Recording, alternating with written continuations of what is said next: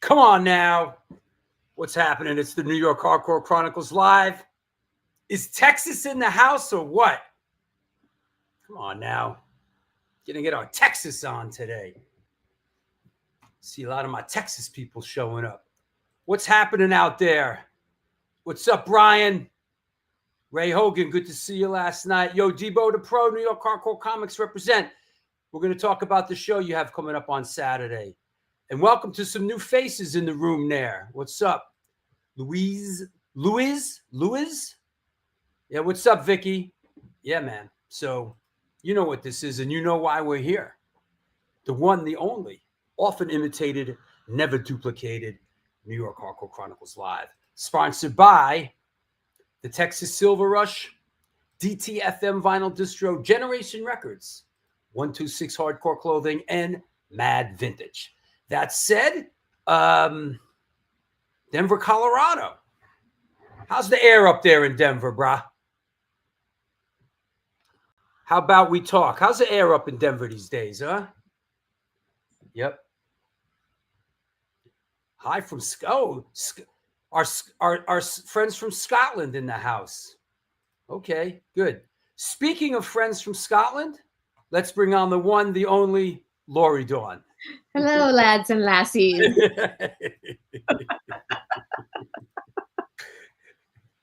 And what's your relation to Scotland? Well, I used to live just south of there in England. There you go. You got any Scottish in you? No, and I don't want any. Oh shit. All right, good. Yeah. So here we are on a Wednesday again, kids. Yeah, Wednesday's good. Wednesday's good. What's up, Larry? How you doing? Yeah. So you know what we were going to talk about? Let's talk about your birthday's coming up. My birthday's coming up on Saturday, and we've got all these shows happening because everybody just wants to celebrate this. Everyone's like, yo, it's Lori's birthday, so we got to have a show. Like, it has nothing to do with it's the first Saturday in spring. No, listen. It's all about me. It was all about Lori's birthday's coming up, and everyone's vying to create the most, gangsta, decadent lineup. Should I go to the Roman orgy or should I go to the Scream show? We don't know. So here's your choices. Things. Yeah. Speaking of our friends at New York Hardcore Comics, this Saturday, up at the Sawmill Tavern, which is probably the closest one to me. Yes, Is 914. That's what that is. Yeah, 914 represent. Yeah. Hosted by Debo the Pro, who we all know and love, and Lee Farley. It is Mickey's Crew, Grave Heist, Human Trainwreck, Shatterhand, and our boys in Brass Knuckle Brigade. Amazing. Yeah, that's going to be a really cool show. Love the Sawmill Tavern. It's nice. Yeah. Small place. And I think that's a free show, isn't it? I don't know if it's free. Is it free? Is it free? How much is that to get in there? Hey, Debo, how much is it? I mean, is this the first time they're charging? Hey, Don Foo's in the house. What's happening? Happy birthday, Lori. So, hey, thank you. Thank you, Don. It's happening in Cleveland. Oh, it's $10. $10. Oh my gosh. All that for $10. Listen, you could see Human Trainwreck and Grave Heist on the same bill for $10. Right. First time they're charging. All on Lori's birthday. For those of you that might say, you know, I'm feeling this, but perhaps there's something else that would tickle my fancy. Yes. Just so happens. There we go. The Rai Fest was rescheduled, and sort of the bill has been reorganized and reformatted, and now Scream and La Armada and Ache are at the Union Pool in Brooklyn. Right. So, and if you choose this show, you get to wish Ryan a belated happy birthday because his birthday is on March 21st. Right. So, yeah. Yes, this is also a birthday celebration. Yeah. If you want to venture to Brooklyn. Yes. You want to schlep into Brooklyn. Now, let's get something straight, people. All this chazarai that we're talking about happens the night before. This is all the night before we have the next show on Sunday. Right. So, right. The post celebration of my birthday. So in my world, if I go to like this show, I'm going to see like Mickey's Crew and bullshit on the sidewalk for about a half hour before I go home. If I go to this show, I'll probably wish Ryan a happy birthday and see Ache and head home. That's just how it is in my world, because nothing is more important than doing my homework and being prepared for this show. Right. And this show is $20. This show's $20. $20. That's right. Okay. 20 yucks in Brooklyn. Hey, Ryan, happy birthday.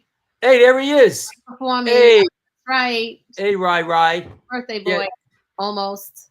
Hey, Ryan, you might have to put me on the list so I could come and wish you a happy birthday in person and come see Egg play. You know? Right. That said, break open the piggy bank. That's right. For this one. One's going to be a good one, too.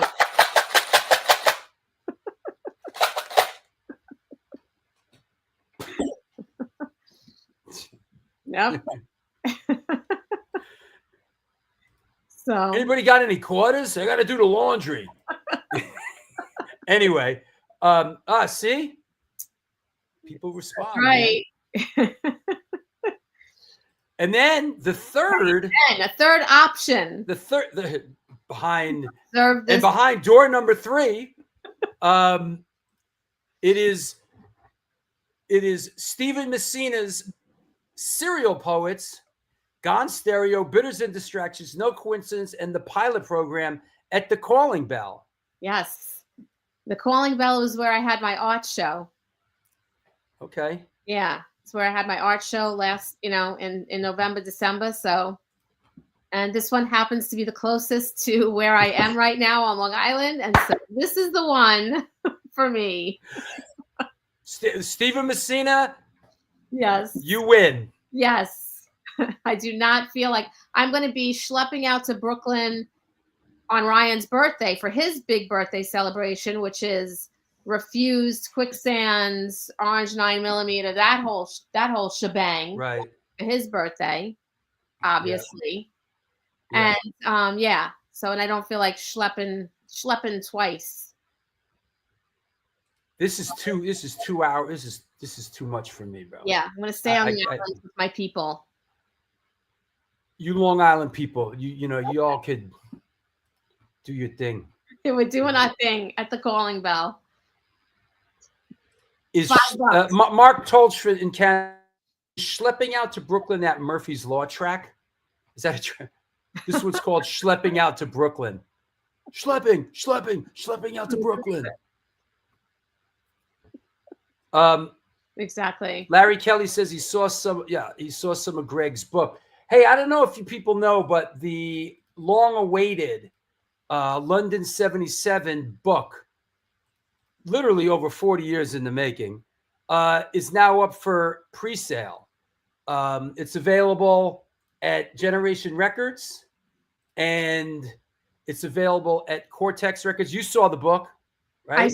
I saw some of it because it was all there, but I didn't want to blow the surprise. I want some of it to be, a surprise. But I did see some amazing photos.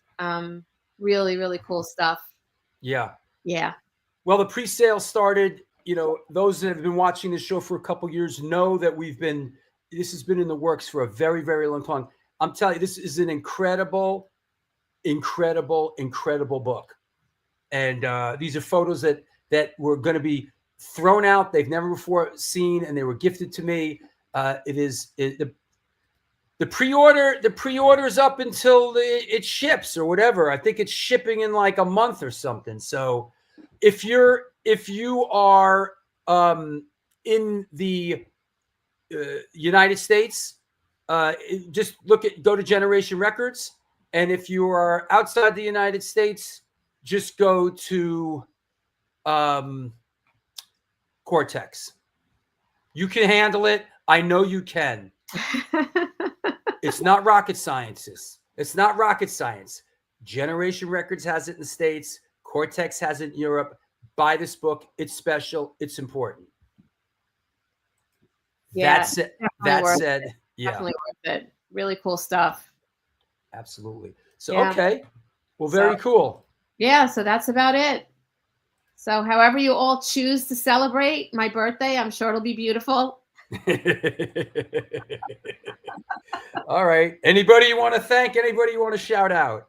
Yeah, I have some exciting news. I want to shout out Elisa, who started a little job at a place called the United Nations. So Elisa is going to be in charge of I guess they're renovating some of their furniture in there. So she could really be influencing, a lot of world diplomacy. You think about, comfortable chairs, put people in a good mood, maybe she could, generate some world peace. World peace can't be done. World peace, it just can't. Wait, hold on. World peace can be done. World peace, it just can't exist. Elisa can make it happen. World peace can be done. With some comfy chairs. With some nice comfy chairs. Dun, dun, dun, dun, dun, dun, dun, dun, dun. Yeah, all right. So yeah. Listen, I know I tease Elisa, but she's awesome. She's out there. She's doing good things. So you know what? Yeah. Go figure. Yep. She's out there. Do you know what happens if you do bad things? Bad things come to you.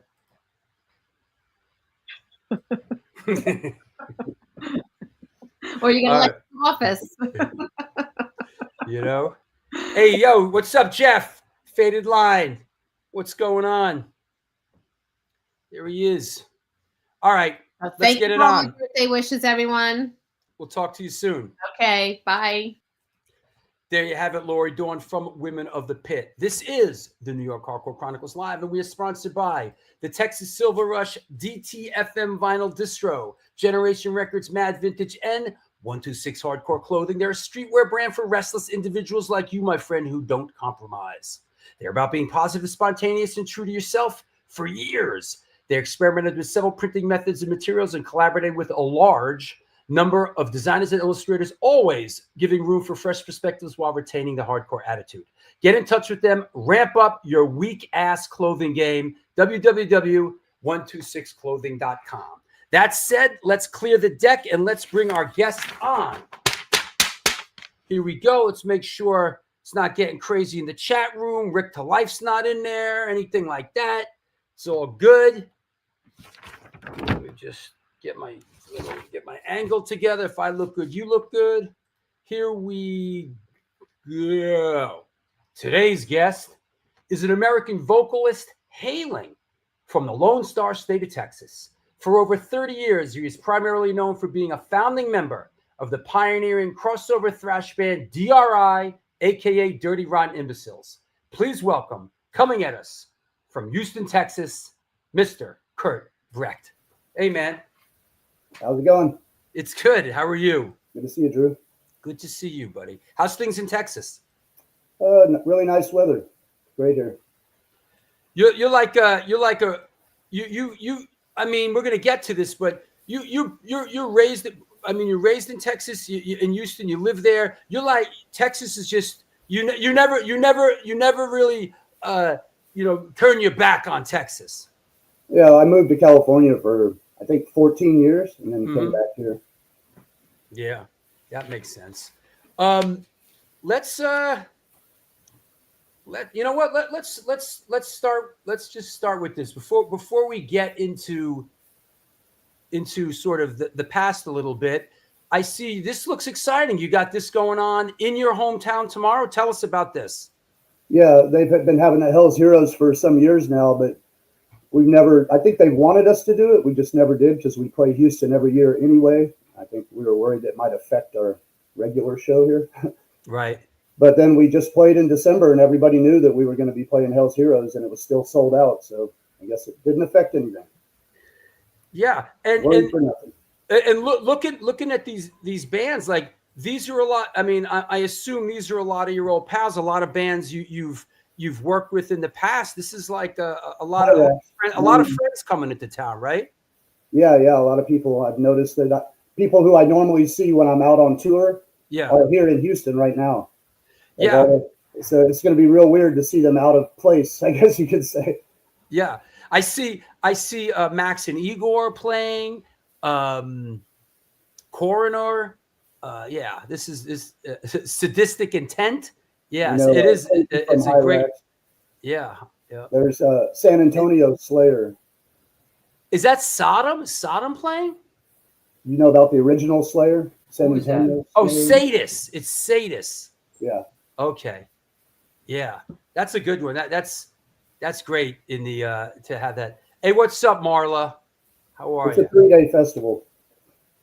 And yo, show me the hat you made. Show us that hat that you made. Oh yeah. You got it. It's a beanie. Yeah. So it starts out like that. Hell's Heroes 7. D.R.I. Embroidered. Yeah, those are nice. Yeah, real nice. When you're doing like a 1-day show like that, right? It's like, and I know it's a little nerve-wracking to make the merch call, because it's like you want to have enough, you want to sell a bunch of them, but you don't want to end up with too many being, it has the date on it and everything, right? Yeah, so I didn't make shirts like that, but plus we never played this festival, so I've never been there either. So I'm just kind of feeling it out, I guess. I got to be there at 10 in the morning to count everything in.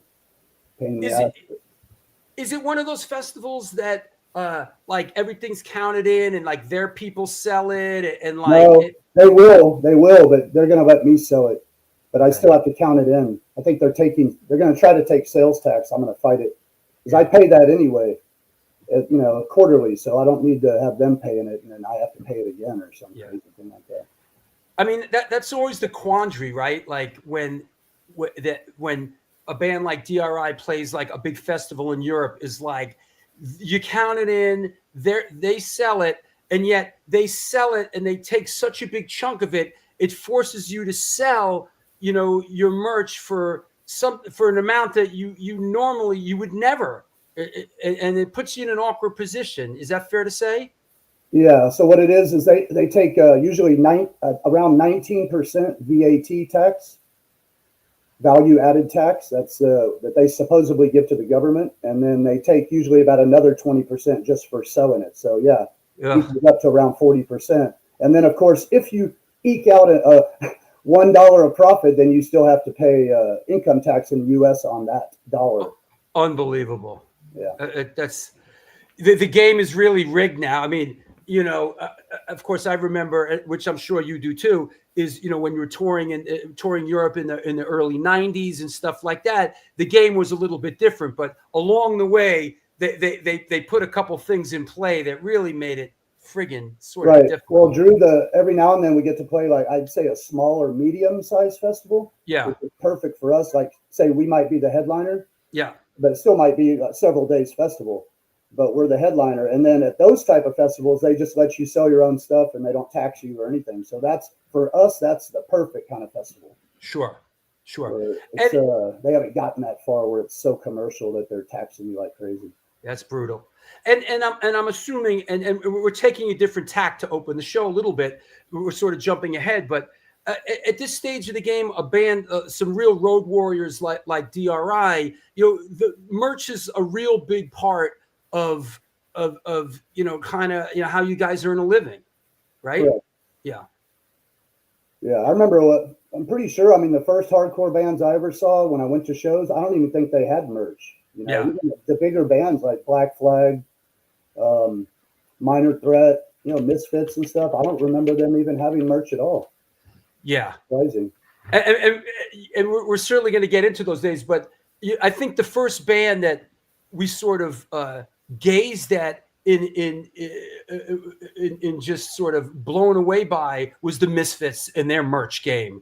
Like the Misfits had a pretty strong merch game early on. They had multiple singles, they had a bunch of T-shirts, and they were pretty much, as far as I remember, the first band, merch wise, it was like, wow, these guys are really they're really selling a lot of stuff. Well, when I saw them, I mean, it was in '82, and they were traveling in just a regular van with all their weights and equipment and everything, so they probably didn't have much room for merch. Yeah. That being said, I was broke back then, so I might just not have even bothered to go look and see what they had for sale. So. Sure. So let's chop it up a little bit. Let's bounce the ball back and forth. How did you come up? Did you grow up in a musical household? How did music come into your life? Yeah, my dad played piano, and he used to play like trumpet, but he tried to teach me. I'm still not a musician, so he tried to teach me piano. Just wasn't really into it, and was more of a writer. Still am, I think. More of just somebody writing poems, and then I just had a chance to jump in there and sing some of them, and never look back. What was the first music that as a young person, the first music that you felt connected to or that resonated for you? Black Sabbath probably, and Led Zeppelin. It was that era before punk rock, or before before you knew about it. Anyway, and that was in Houston. Correct. I had older brothers, so whatever albums they brought home in the beginning. Right. You come from a family of 5 brothers, right? Yep, 5 of us, 4 brothers. Yep. And are you the youngest? No, second to youngest. Youngest is my brother Eric, and he was the original drummer of D.R.I. That's right. On the first album. Yeah.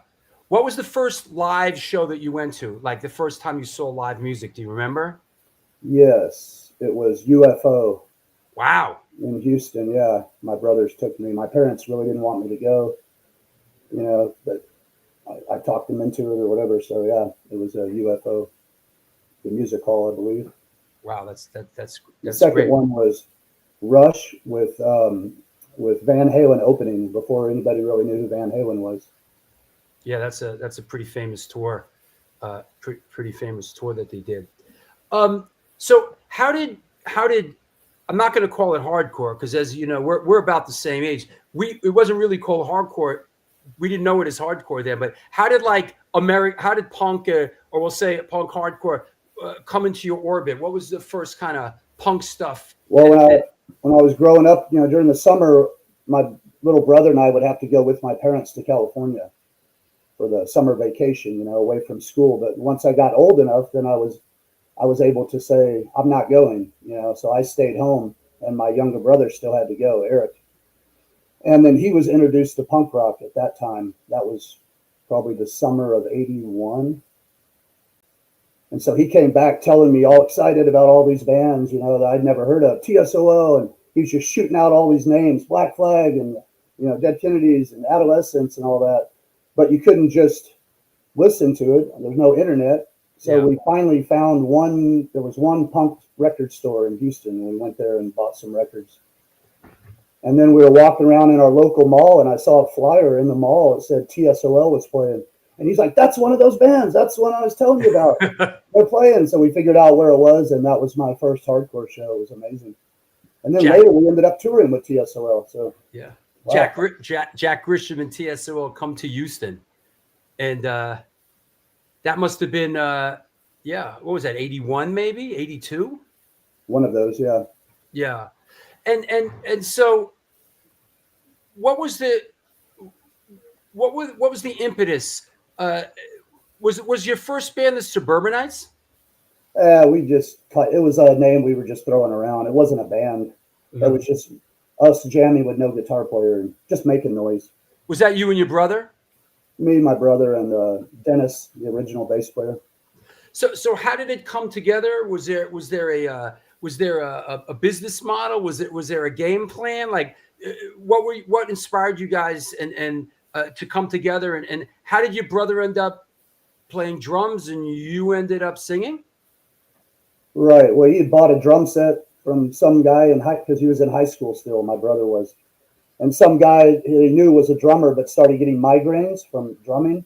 So he sold his drum set, and then my brother brought it in and just started playing along to AC/DC and stuff, and kind of taught himself to play. Yeah. And then he started playing hardcore. And of course, he eventually wanted other people to play with him.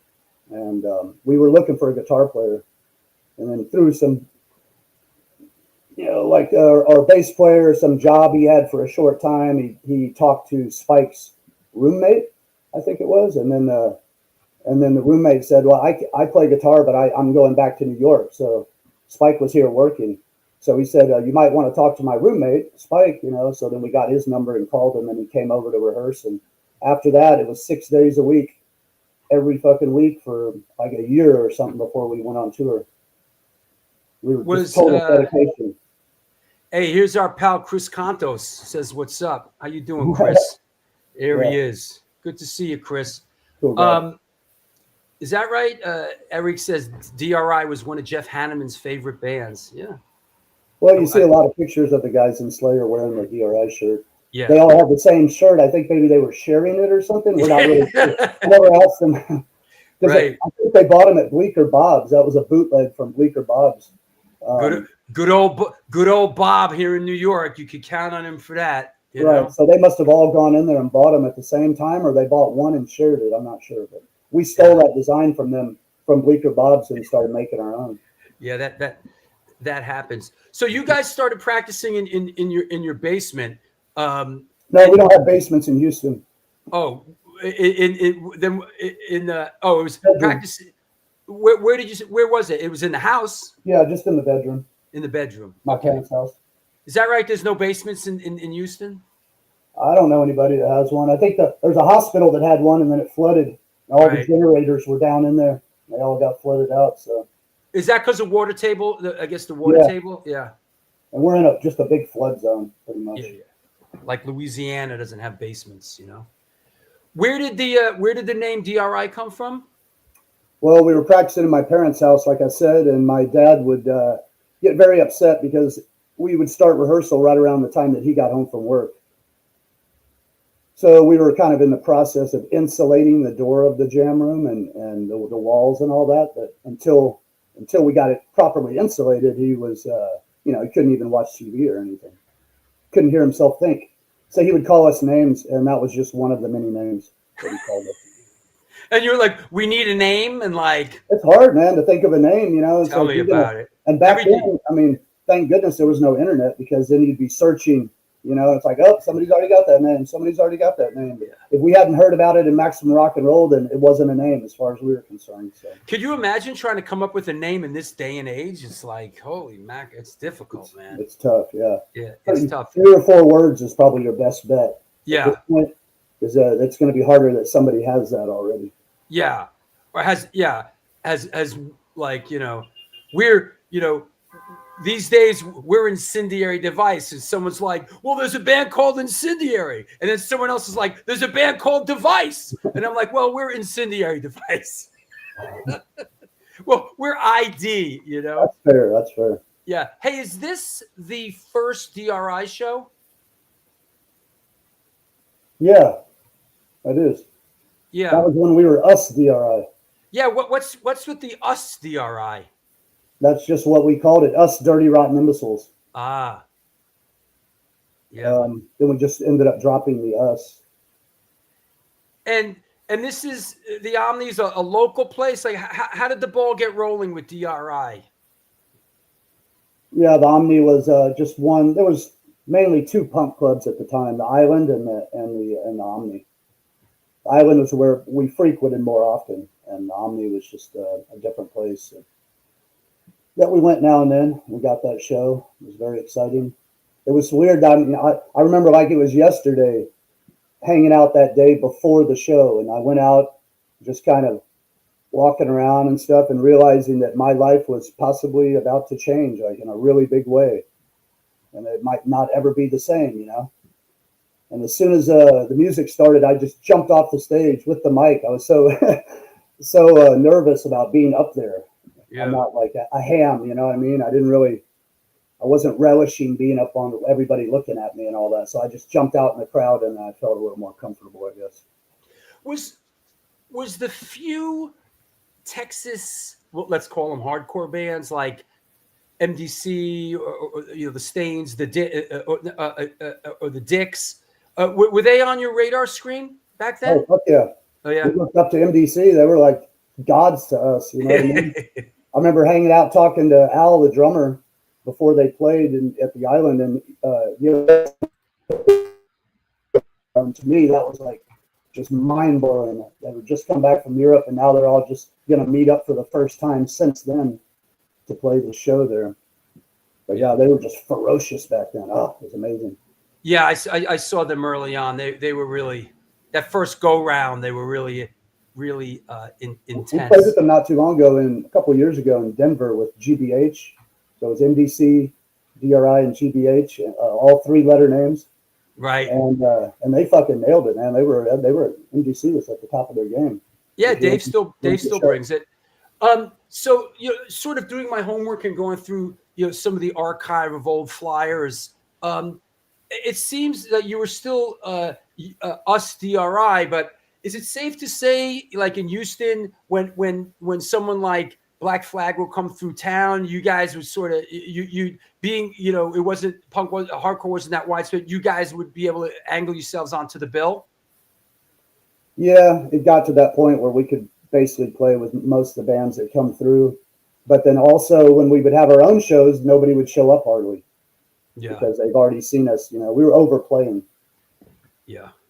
But it was good for us just to get in there and, you know, practice and play. Yes. Get to see, it was the best just to get to see a band like Black Flag for free. Oh, hell yeah. Just because you're playing the show. Yeah, and I remember this run they did with Nig Heist. I mean, this is like 82. Black Flag was smoking back then. Yeah. Yeah. The first time I saw them was the year before when they came through. Right. This was the second time. So before we started DRI was the first time. Yes, GXX, End of the World. They were us DRI first. That is correct. A lot of people do not know that. So getting out there and playing a lot of local shows and doing your thing. It wasn't too long before you recorded the Dirty Rotten EP, right? Right. Yeah. Could you give us a little perspective on memories of sort of where this was recorded and the process? Right. So there was another local band, and they told us that they had gotten a deal, that there was some small recording studio that was given a special. So you got a certain amount of hours for a certain amount of money, and it was a pretty good deal. So we went ahead and did that. But then the record, we didn't have enough money to put out a 12-inch, and they said that was too much music to put on a 7-inch. But then the guy at the studio said, well, actually, I know somebody, and I think that I know a certain pressing plant that could get it all on there. So he hooked us up, and we put it all on 22 songs, all onto a 7-inch.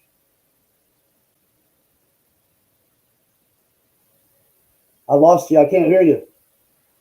Sorry, is that a 7-inch? Is that a 7-inch that ran at 33? I'm not sure.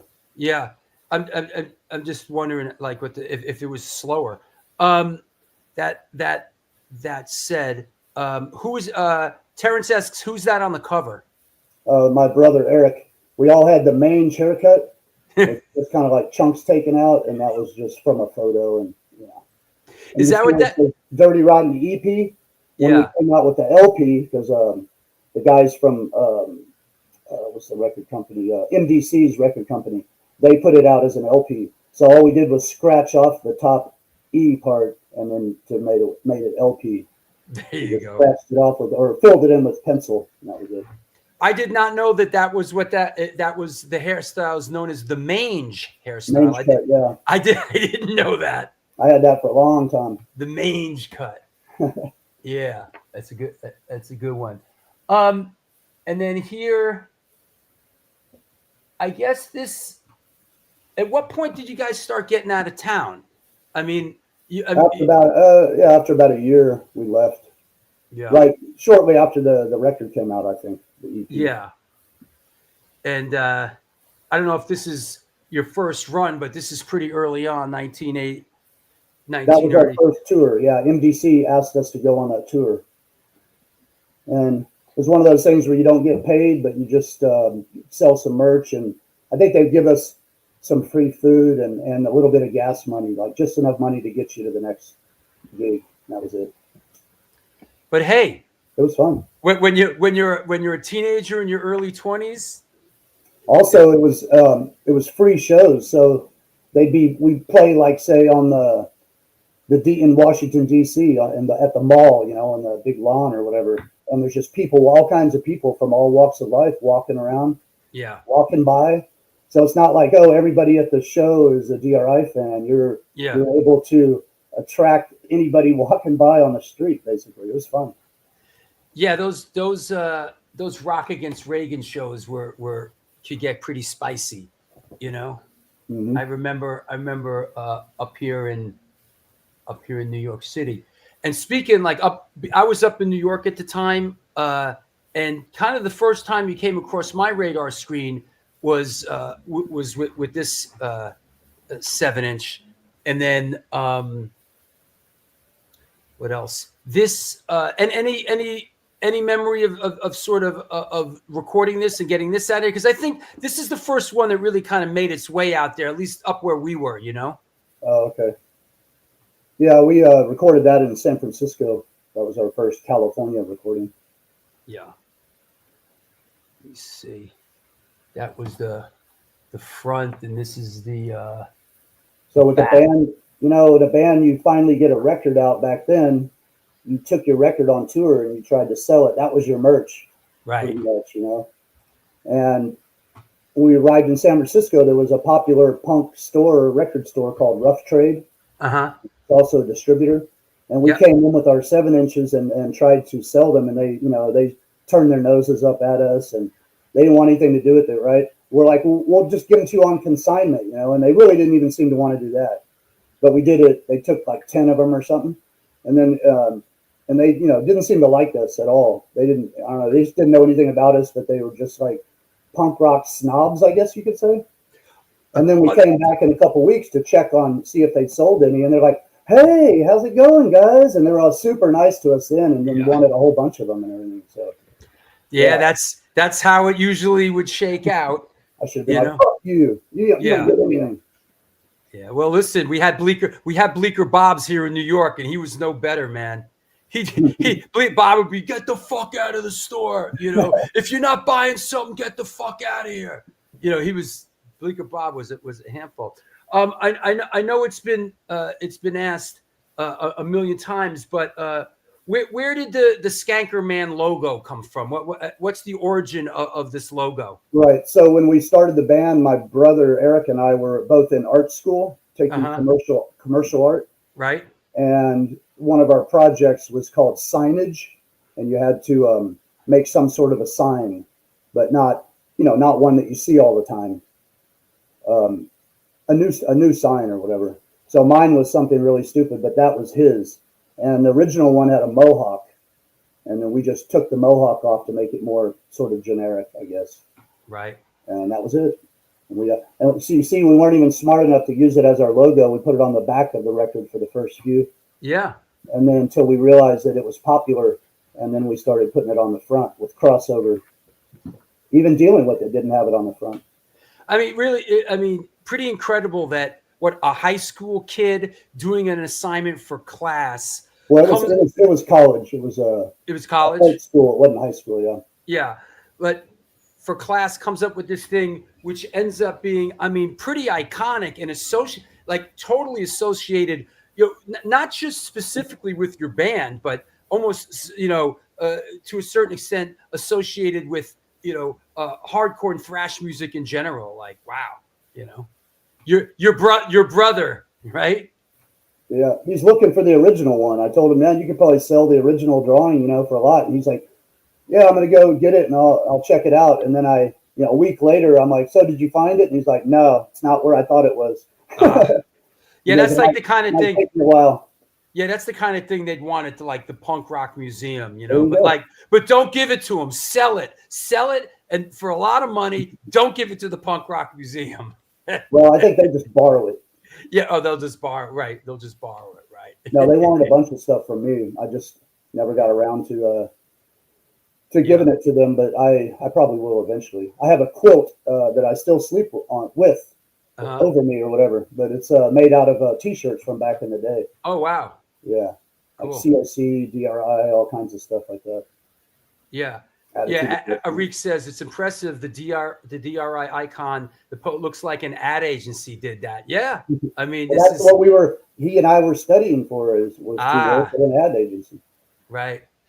And also, you mentioned MDC. I know around the same time you Snap appeared on that peace comp with MDC, and I remember seeing when that came across my radar screen, I was like, wow, that was a great comp. Yeah. Now one thing that I do remember, because I was there and I saw this, was when you guys came to New York and played at CBGB. I was there, so. Any memories of coming up and playing that CB show in 84? Yeah, we played a couple times there. I think it was the first time, but in the end, I think I'd asked Spike, like, how much do we get paid or something like that, and he said nothing. And I'm like, why not? And he said somebody broke the toilet off the wall, and we have to pay for it. And all the New York hardcore guys who we knew, at the time, some of them knew who did it, but they wouldn't tell us, even though they were our friends. They couldn't narc out their friends.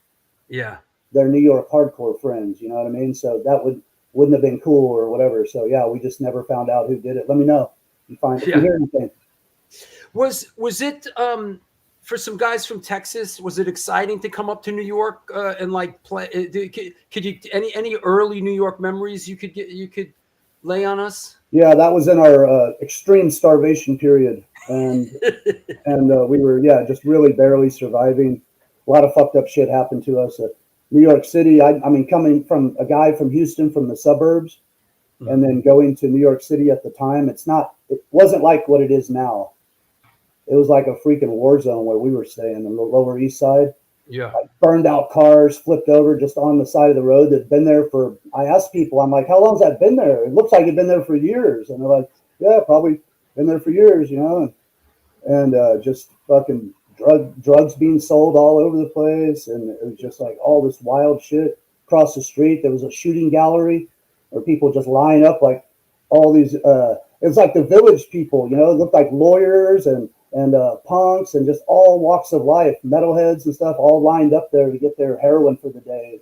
It was just very, very wild and crazy. And I didn't really have any money, so I couldn't really enjoy like the wildness going on there. I was just barely, just spending my $1 a day to get something to eat, like a slice of pizza or something. It sounds like you were like way in the deep Lower East Side, man. Like you guys were like down on Avenue B or C or, was, yeah, man. That's oof. You come around the corner and there'd be people yelling out stuff that I couldn't even understand what they were saying. And I'd have to ask somebody like, what are these people calling out? And they were calling out like blue tips. I guess the needles that they're selling and things like that has a blue tip on it. Yeah. But it's like, if you don't know, then you can't tell what the fuck they're saying. Bajando. Yeah, it's like, but constantly worried about getting our van broken into. Somebody got in there while we were all in there sleeping in it because we were living in our van most of the time. Jeez, stuff like that. It was wild. Yeah, that was. I grew up here. Yeah, it was pretty crazy. Pretty crazy down But there. we weren't sure if people were going to like us. Right. And they did, though. People really liked us there in New York. I was at that first CBGB show, and there was a buzz around it, man. It was a crowded show. I remember it was packed, and I remember your set list kind of came down all the way, filled up the whole wall, and like ran down onto the floor. I remember this. I was there, and it like came down and then actually went along the floor a little bit. Yeah, and paper bags and just cut them open and tape them together like that. Yeah, and you guys ripped it, man. You guys, it was people were excited to see you. And, is that the one from that we have the video of? I don't think so. I don't know if probably was, because that was the one with Eric, with my brothers drumming. That must have been that first one. Yeah, we played. There's a video of that. Wow, of that show, huh?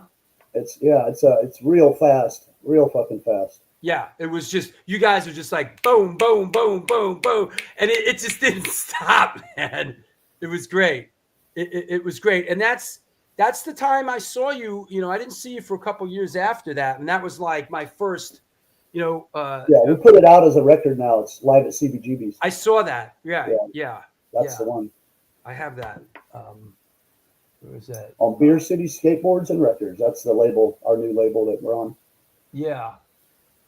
I have. Oh, and so how did it go from, what was sort of the transition from sort of like when I saw you, Violent Pacification, all those kind of, real quick banging songs, and then a little bit later, with Dealing With It, like what was the progression transition there?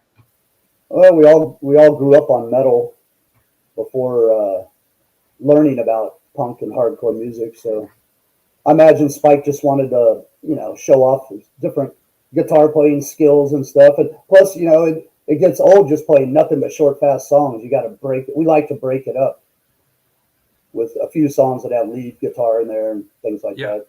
Sure. Was this is a record that came on a lot of people's radar screens, and Metal Blade put this out, right? Yeah. How did you guys get involved with Metal Blade, and how did you feel about that? I mean, were you gung ho? How did you feel about getting with Metal Blade early on? The other guys in the band were gung ho. I wasn't, only because my future, what I wanted was to have our own record label, which we did sort of in the beginning, Dirty Rotten Records, but I wanted more like how Black Flag had SST, and then Minor Threat had their own label, and everybody kind of had their own label, and I just thought we would do the same.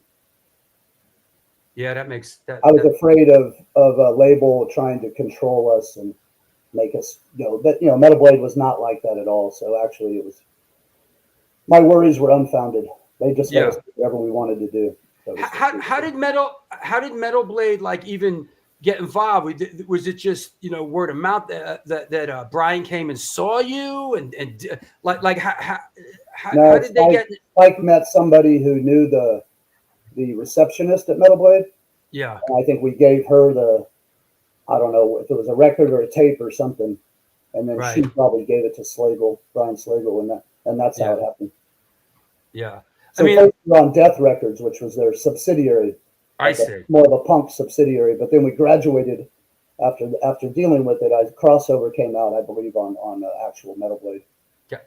Gotcha. And like Chris Canto says, I mean, there's a popular census out there that crossover was born with this record, for a lot of people.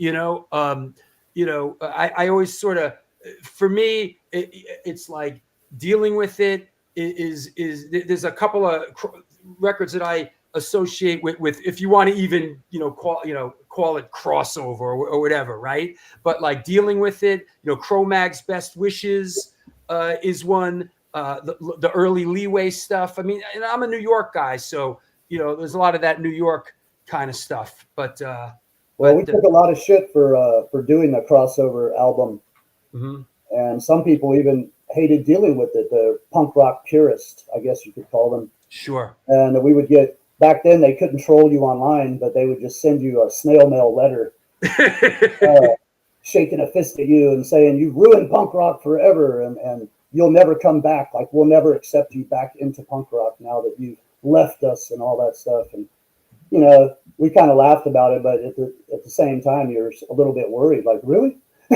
Yeah.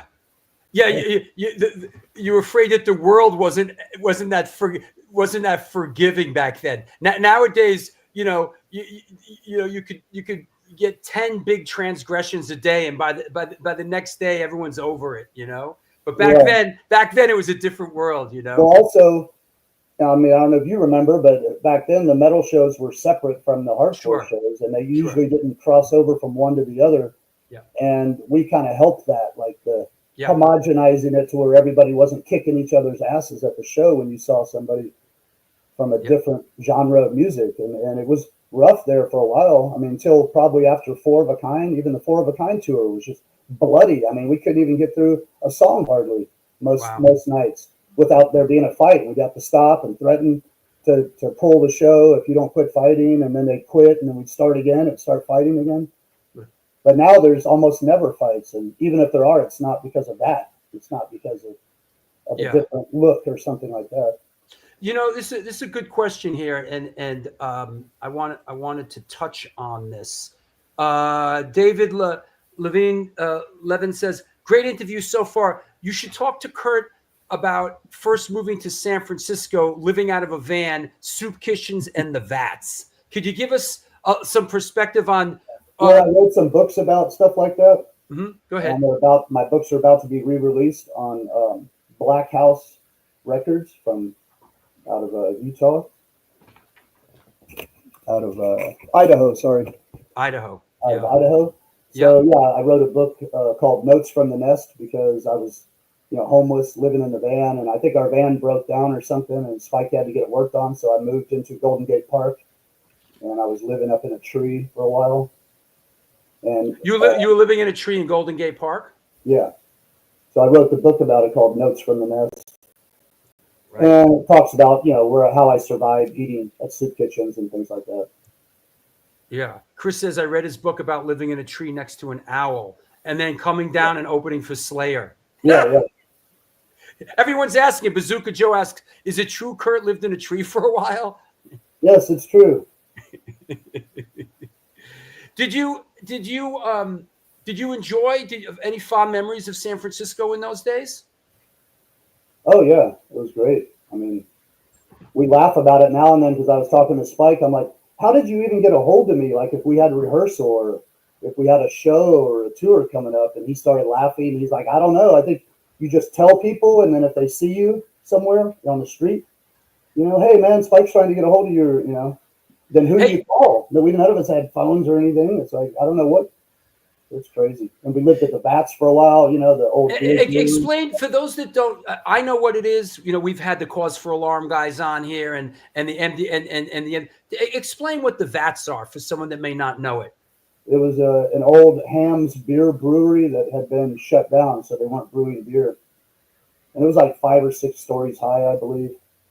And the bottom story, each vat was just a kind of a long, rounded room with only one front door, which was round, like a hobbit hole. And inside it was coated with thick black rubber. So you just set up in there, and they had a rehearsal studio downstairs. And then they said, if you wanted your own vat, you could just go find one upstairs and clean it out and put a padlock on it. And then you'd be living there. Wow. Sounds like quite a community. It was fun. I mean, yeah, it was cool for a while, and then one of them caught on fire, and I was there at the time. I was with Frenchie. You remember Frenchie? Come on, bro. Yeah. Of course. So Yeah. he was sleeping on the couch in my vat, and he had his little dog, and then I was sleeping on the ground on the floor, and then I woke up and I was like, "What the fuck?" You know, choking, and I went and turned the light on, and the whole vat was full of smoke. Wow. So he was right in it, but I was down, you know, on the very floor, so it hadn't got to me as bad. And then we felt the door. I go, "Wait, don't open it, feel it," and it was hot, you know, and I'm like, "Fuck, that means it's burning out there." And I'm like, "We're gonna have to go for it, man." And we just opened up the door and fucking hauled ass out. And it was like, I think it was the one next to us that was on fire, but not closer to the exit, but the one further from the exit. So we didn't have to go by the fire. Was that the end of the After tenure? that, yeah, after that, it was all filled with soot and everything. Everything was unlivable, and they tore it down. Yeah, that makes sense. Hey, you guys in 1986 here in New York City, you know, at the Ritz, you guys were part of this sort of that infamous Discharge show. Yes, we played with them at least 3 times on that tour. New York, San Francisco, and Sacramento, I believe. Wasn't this when Discharge like really changed it up and people were expecting like the old like changed. Yeah, and people were just freaked out. Yeah. Yeah. Never saw anything like it before or after. Right. People were not happy to see this new version of Discharge, huh? Right. I never got to see the old version either. Yeah. One of my favorite bands. Yeah. I still get a real feeling every time I hear Discharge. Yeah, for sure, man. I mean, I don't listen to it all the time because I might get burned out on it, but I could listen to it all the time. Yeah, look, this is a really interesting bill. It's Youth of Today, right? Youth of Today, Ray Capo and Priscilla, right? Youth of Today, Corrosion of Conformity, D.R.I, and Discharge coming out. I think, what was that record they did at the time? Grave New World or something? And like people were just freaked out, man, by Discharge. You know, that was the rest of the band was awesome, though. Yeah, and somebody just said, Federico just said, I saw Discharge last year in Oslo. They kicked ass. Oh, yeah, good. They're absolutely, yeah, and like you know, our good friend JJ sings for them now, so we like them a lot. So kind of back on track here. Any recollections or perspective you can give us on the crossover record? I think when we started working on that, I had gotten a regular job, so I wasn't at all of the rehearsals. Mm-hmm. So there's a few more songs on there that Spike wrote the words to.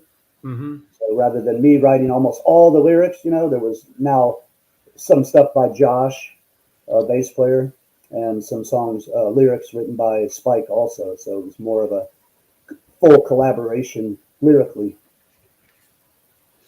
And at this time, you guys really, I mean, you guys have always been a band that, even now, we were talking about you guys going out. You guys have always just toured relentlessly. You guys were always on the road. What's sort of the ethos behind your touring attitude? It's survival. You know, you don't sell enough records. You can't just stay home. Yeah. Even when I'm home, I've been working full time construction, remodeling. So got to just keep on going, you know. Yeah, it's expensive. Yeah, and kind of on the heels of the crossover album, Metal Blade did this was a VHS. This was recorded at the Ritz. Now this wasn't. Was this recorded at the at that Discharge show, or this was a different show? No, that's us opening for The Exploited. Ah, okay. So that ties in with Michael LaRose saying, I missed a little bit. Have they talked about the Ritz show with The Exploited? No, this is that show. So Metal Blade paid for some big production truck that showed up where they're, I guess, mixing it all inside this big truck, you know, and then they had the people with the cameras and all that. It was It was pretty terrifying for me. I don't know about the rest of the guys, but just the first time for us to have the, big expensive cameras in your face and everything. Yeah. On the page. And they're in the truck, like there's a director going, okay, camera B, and they switch to camera B, camera A. It's like, that's how they did it back then. There was like it was a pro setup. Yeah, mobile video unit. And this is for a lot of people, was of course, pre-internet. This was their first chance to actually like really see the band and something you could play again and again and again and again. I mean, I can't emphasize enough. Back then, in those early days, like a VHS like this, or that the Gorilla Business Agnostic Front, Sick of It All VHS, like VHS tapes like this got a lot of mileage in the community back then. Yeah, for sure. Yeah, like even Jorge says, my first exposure to D.R.I. was the Ritz VHS. It blew my mind. Greetings from Peru. My favorite part of the whole video is when I don't know, you maybe know who it was, but one of the bouncers, he starts punching somebody in the audience in the front row. You couldn't see what was going on, but then the guy in the audience grabs the bouncer's head like this and starts jacking him. Fucking jackhammering him. And it was like, it was fucking wild. Yeah, New York gets, New York was, would get crazy back then, Yeah, everyone's like, I had that VHS. Yeah. It's good stuff. My other favorite part is that every now and then it switches to a part where they're talking. They're talking to the guys in the band, like interviewing us, and they mentioned something about CDs, and CDs were brand new. Like you just started hearing about them. Right. The only hardcore band that I knew that even had a CD at that time was the Dead Kennedys, and I think they had just come out with it. So they asked us, oh, do you think you'll ever have a CD? And I started answering. And the other guys in the band are all kind of looking down and stuff because they had already got them. They just didn't give me one. Like they didn't want to tell me. So they'd swiped mine or something, but I didn't know this till later when I watched it. You can see them all kind of like laughing and looking away. Did you guys early on, got out there a lot? I'm assuming with, once you kind of went on board with Metal Blade, I remember, you guys played with Metal Church and Slayer and Trouble and Exodus and Anthrax and even the Bad Brains. Was it must have been exciting to get out there as young guys and kind of just stay out on the road a lot and play with all these great bands. Right. And things were getting better and better at that time. So yeah, it was definitely exciting. Yeah. To be able to see bands like that for free, You'll see Slayer for free. It's awesome. Was there a feeling in sort of and I guess I'll throw this one into the mix too. Like during this era, I mean, did you feel like was the band clicking and did you feel good about what you're doing? Four of a Kind. Well, yeah. This kind of era was the band. I don't want to say was the band at a high watermark. But was because being in it as long as you have, as we know, there's a lot of high watermarks. So, right. but no, it was getting better. I mean, I think we had a record deal where, like, with Metal Blade, if you sell over a certain amount of one record, then they give you more money for the next one. So we were doing well. I mean, if they hadn't, they weren't firing us or dropping us, and it was ready for another record and everything, we were happy. But that time we started recording in Los Angeles. Right. That's how they wanted it. So it was just a different situation. We got to go from San Francisco and live in LA for a few weeks while we recorded. Yeah. And then go back home. And the wait for it to come out, and it's the waiting day after day until it finally comes out. And then it comes out, you can hit the road. Yeah. And back then it took a while for it to come out. I mean, it still does sometimes, but you wait. Like I remember some records would take 6 months, a year to come out. Man, it was fucking. And I think they try to time it, for certain times of the year, maybe. Sure. Yeah, that makes sense.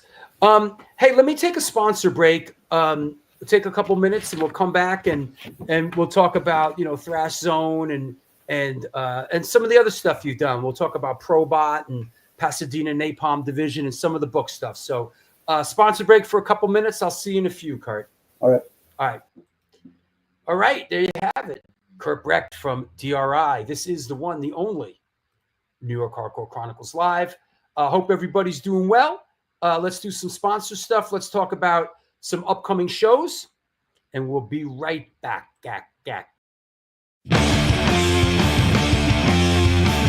Since 1992, Generation Records has been a mainstay of the New York metropolitan area music scene. Today, they offer a diverse selection of new and used rock, jazz, indie, hip-hop, punk, hardcore, metal, blues, soundtrack, and reggae LPs, as well as t-shirts, posters, and other merchandise. They buy used record collections and music memorabilia and will pay you top dollar for them. House calls made for large collections in the tri-state area. Call or email generationrecords@gmail.com and follow them on Facebook and Instagram.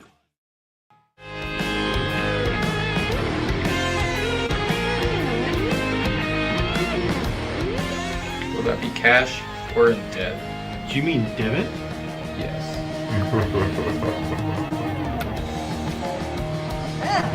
Sorry. Another eternally satisfied customer.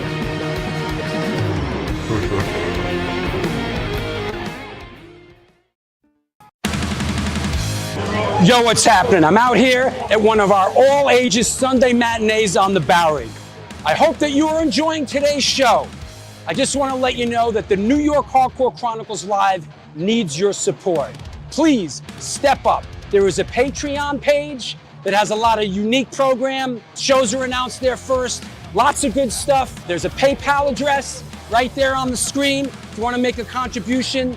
There's also a super chat function. You could do that. But the bottom line is this show exists because of your support. We're going to be doing it for a long, long time. Thank you for all your support through the years. Back to the show.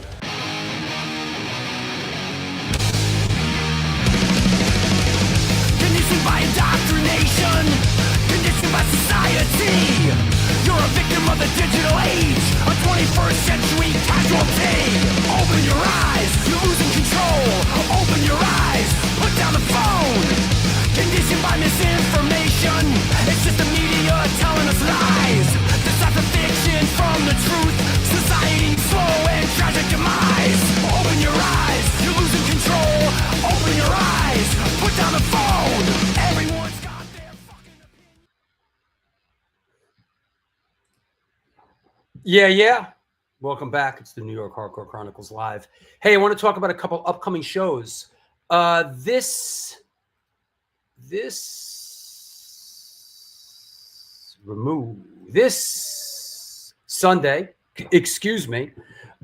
Sunday, Adam Blake of H2O will be on the show.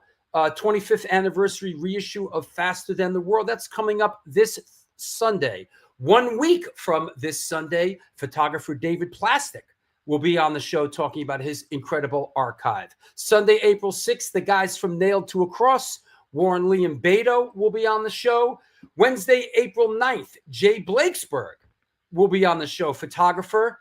And then, of course, super excited about this one. Our good friend Greg Smith will be on the show talking about the London 77 book, which is now in pre-order. For those that don't know, Greg Smith, incredible history with me and my family. He was the guy behind the camera when we did Typo Negative, Black Number One, Onyx Slam, Run DMC, Biohazard, Tales from the Hard Side, King's X, Dogman, Insane Clown Posse, Chicken Hunting, etc.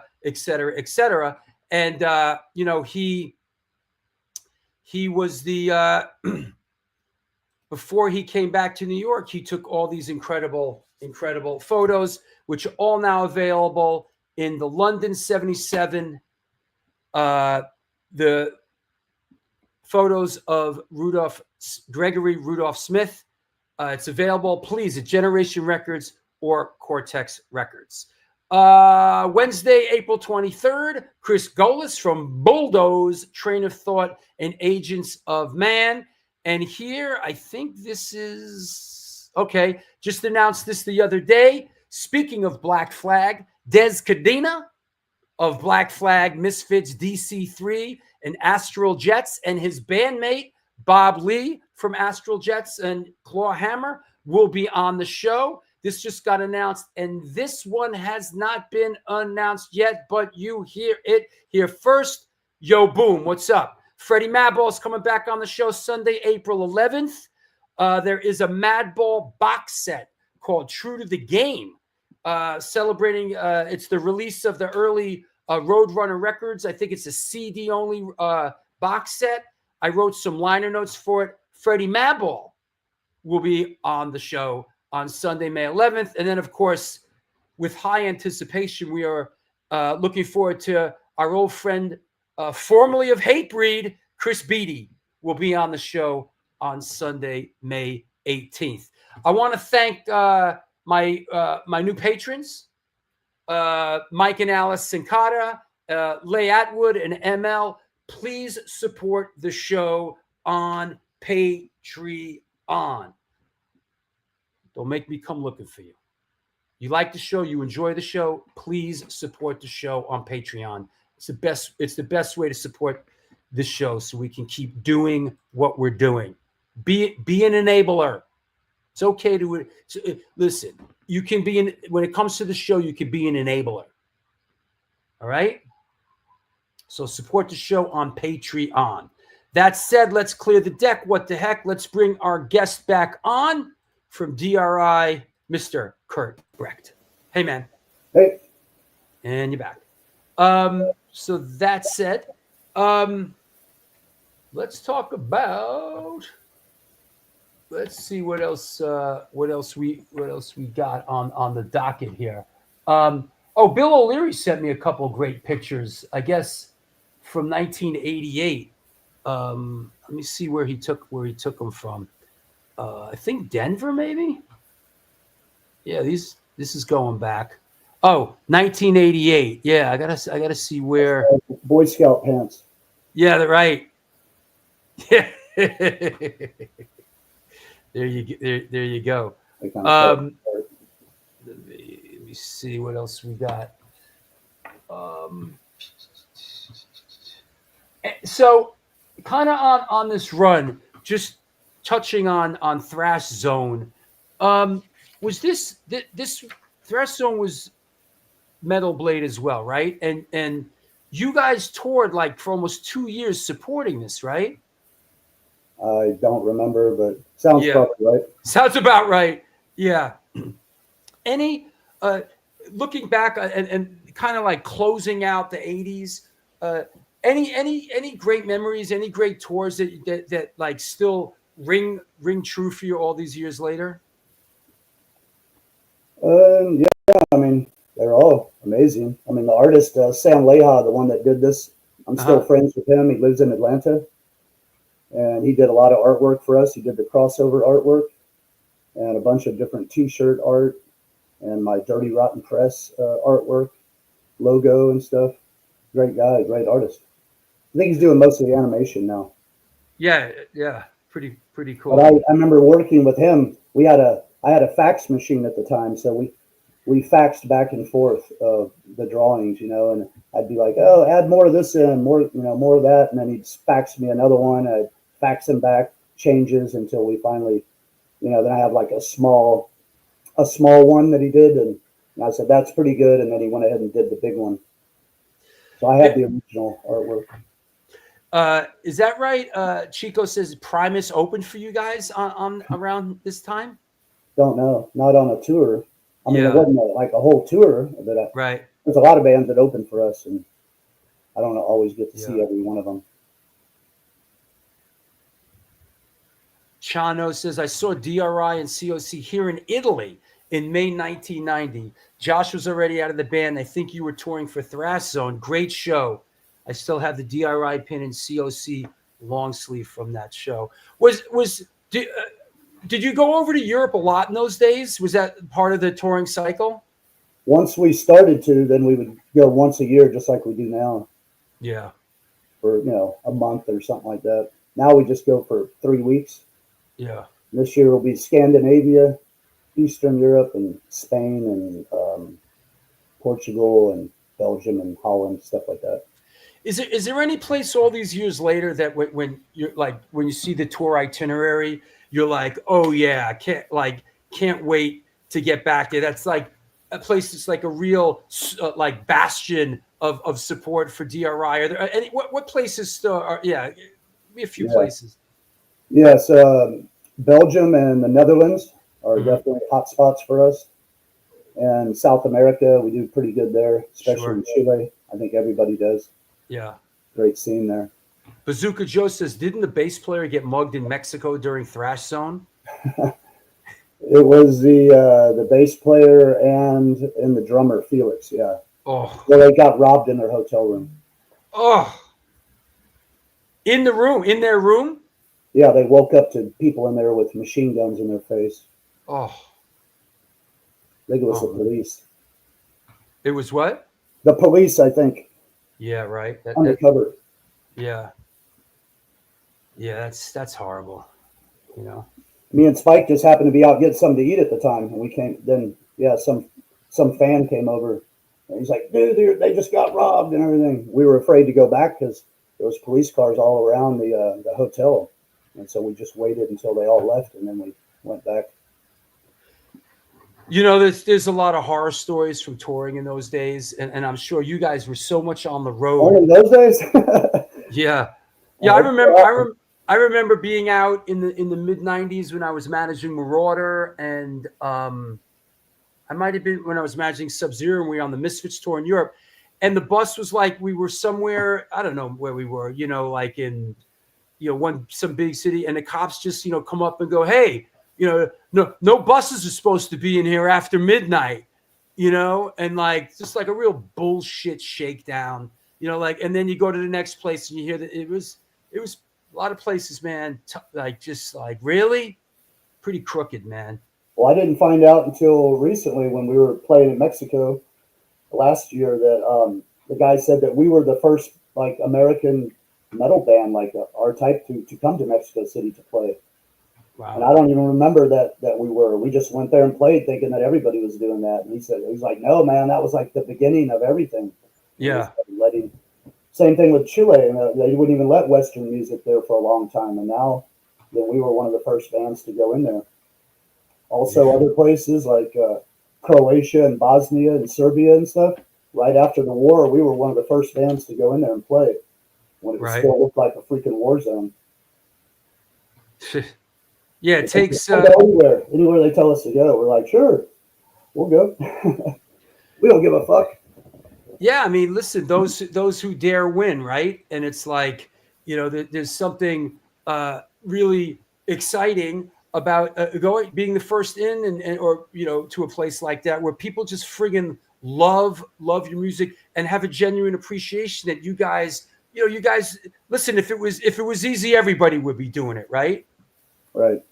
So, yeah, hey, people definitely appreciate this for sure. Yeah. Hey, could you give us some perspective? I know you were part of this album.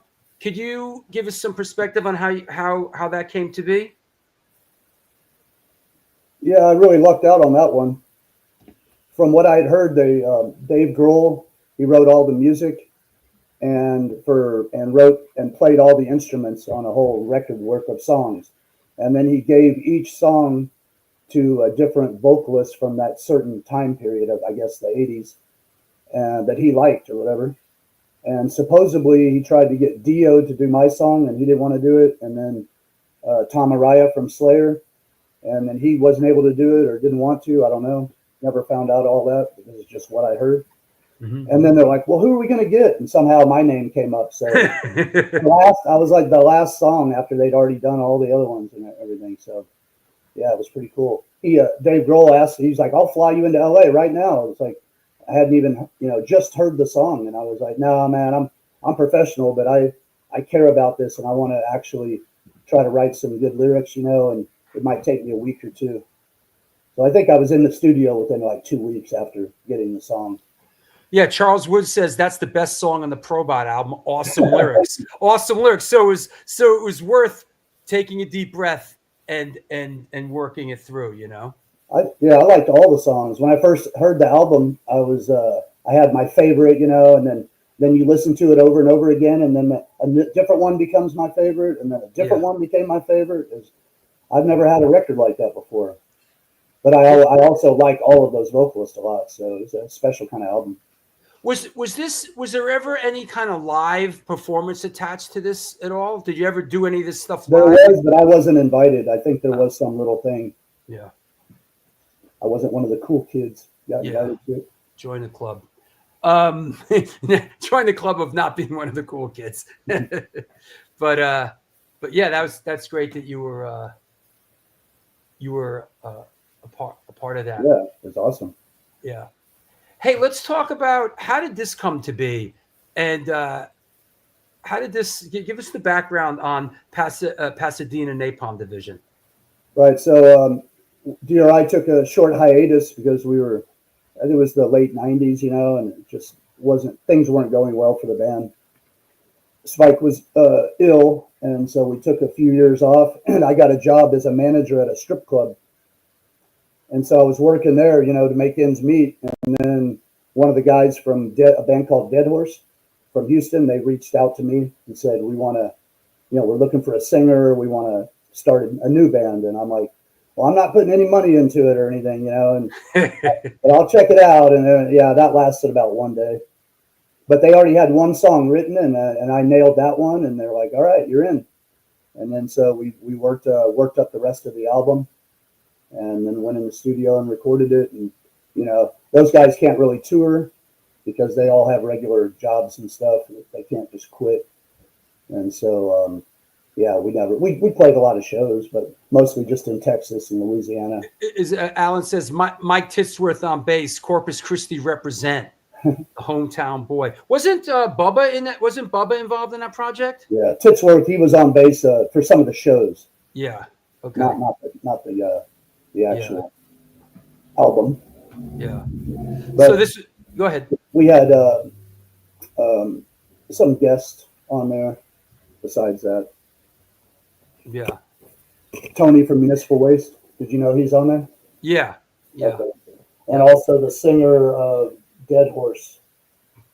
He's on there doing some backup vocals as well. Argo, his name. Argo. I forgot his last name. And this is a band that never kind of just played Texas. It never really got out of Texas. Correct. Yeah. And when D.R.I kind of took this hiatus, I guess it was sort of a bit of a uncertain time, right? You didn't know how his health was going to play out, what was going to happen. Tell us about those days. Just working at the strip club 6 days a week, you know. Kind of crazy. Then joining that band, it kind of, I guess, kept me sane. I was doing what I normally do, you know, at least going to rehearsals and working towards something, the artwork, the songs, the merchandise, and all that. So it kind of filled that void in my life, I guess you could say. Keep me sane during those years. But it was the only other band I've ever been in. You know, a lot of musicians have been in 100 bands before they ever actually made it, type of thing. But I've never been. D.R.I was my first band, so just jamming with some other people, seeing how they write songs in comparison to us, seeing how they tour, everything about it was interesting to me. Yeah, to see how other people do it. Yeah, it's interesting when you get in there with some other people. You know, get some different perspective. Did you enjoy working in a strip club? It was interesting. It was probably it was fun for a little while. Yeah. It was really, really loud music all the time. And at first it was commercial rock music, and then it changed to a Mexican club. So then they just played like Tejano Mexican music and stuff the whole time. And, you know, even that has some good songs, some reggaeton, stuff like that I like. I realize any kind of music I can listen to, and there'll be some songs that I like better than other songs. Sure. So. And if you're pummeled by it enough, it's like a water torture. You eventually, you know, hey, I think I like Phil Collins and Billy Joel, right? You're just holy shit. I like it compared to this. Yeah, right. Yeah. That's all it is. Yeah, and the reason I asked that is like, people would be, oh, strip club, great, awesome. You know what?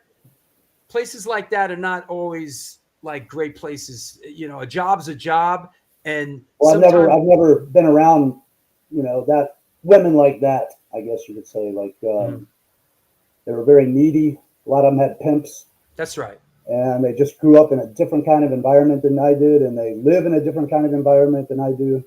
I tried to help them when I could, Yeah. and that's about all you can do. They come into work and then they leave, and you don't know where they go.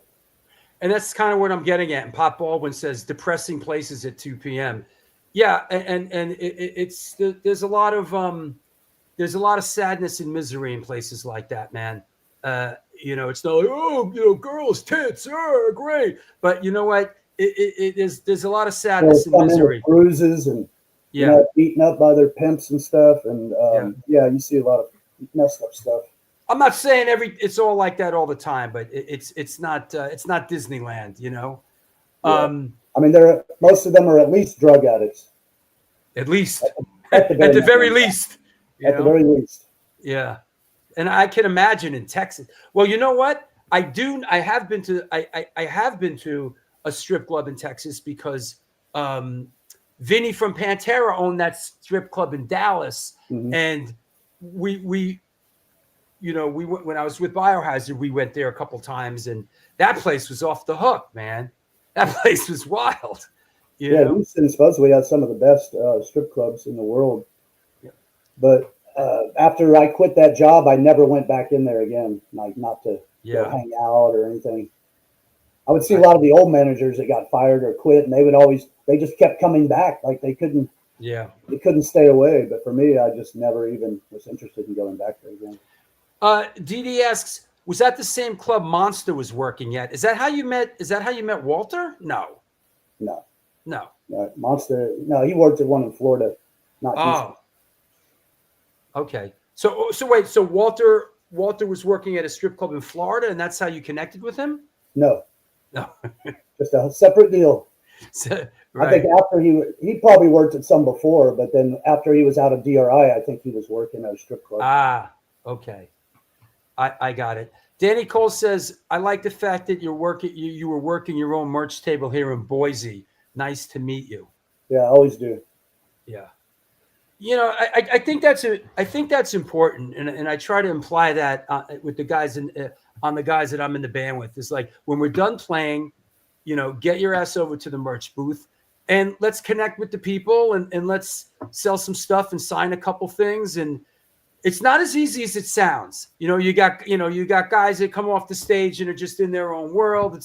It's not as easy as it sounds. Me, I'll get off the stage and walk right there, but the drummer or this one or that one. But it's really great when the band really connects with people. Yep. It's sometimes I'm just soaking wet, but still gotta go back out there and you gotta get out there and sell some stuff before they start kicking everybody out at the end of the night. So yeah, it's imperative that you get right back out there. Sure. Don't dawdle. And if any of you clowns in my band are listening to this, so was Full Speed Ahead? Is that like the last full length that the D.R.I put out? Yes. And that's almost 30 years ago now, right? That's on Rotten Records. Yeah. Was Rotten Records you guys? No, it's Ron Peterson. Okay. 30 years, is it just that the sort of the idea of way to release stuff has changed in the past bunch of years? Why doing full lengths just don't make sense anymore? How come it's been that long? Well, first of all, it was the 90s, and it was our ship was already sinking. Right. Grunge had become more popular. I mean, the biggest bands were probably even still hurting, like Iron Maiden and Slayer and maybe Metallica a little bit, but it was a rough time for us, Yeah, we were not doing well. So we put a lot of time and effort into this Full Speed Ahead album, and it just didn't pan out for us. So then we're like, we just didn't want to get right back in there and start making another album. The same fucking thing happened. Yeah.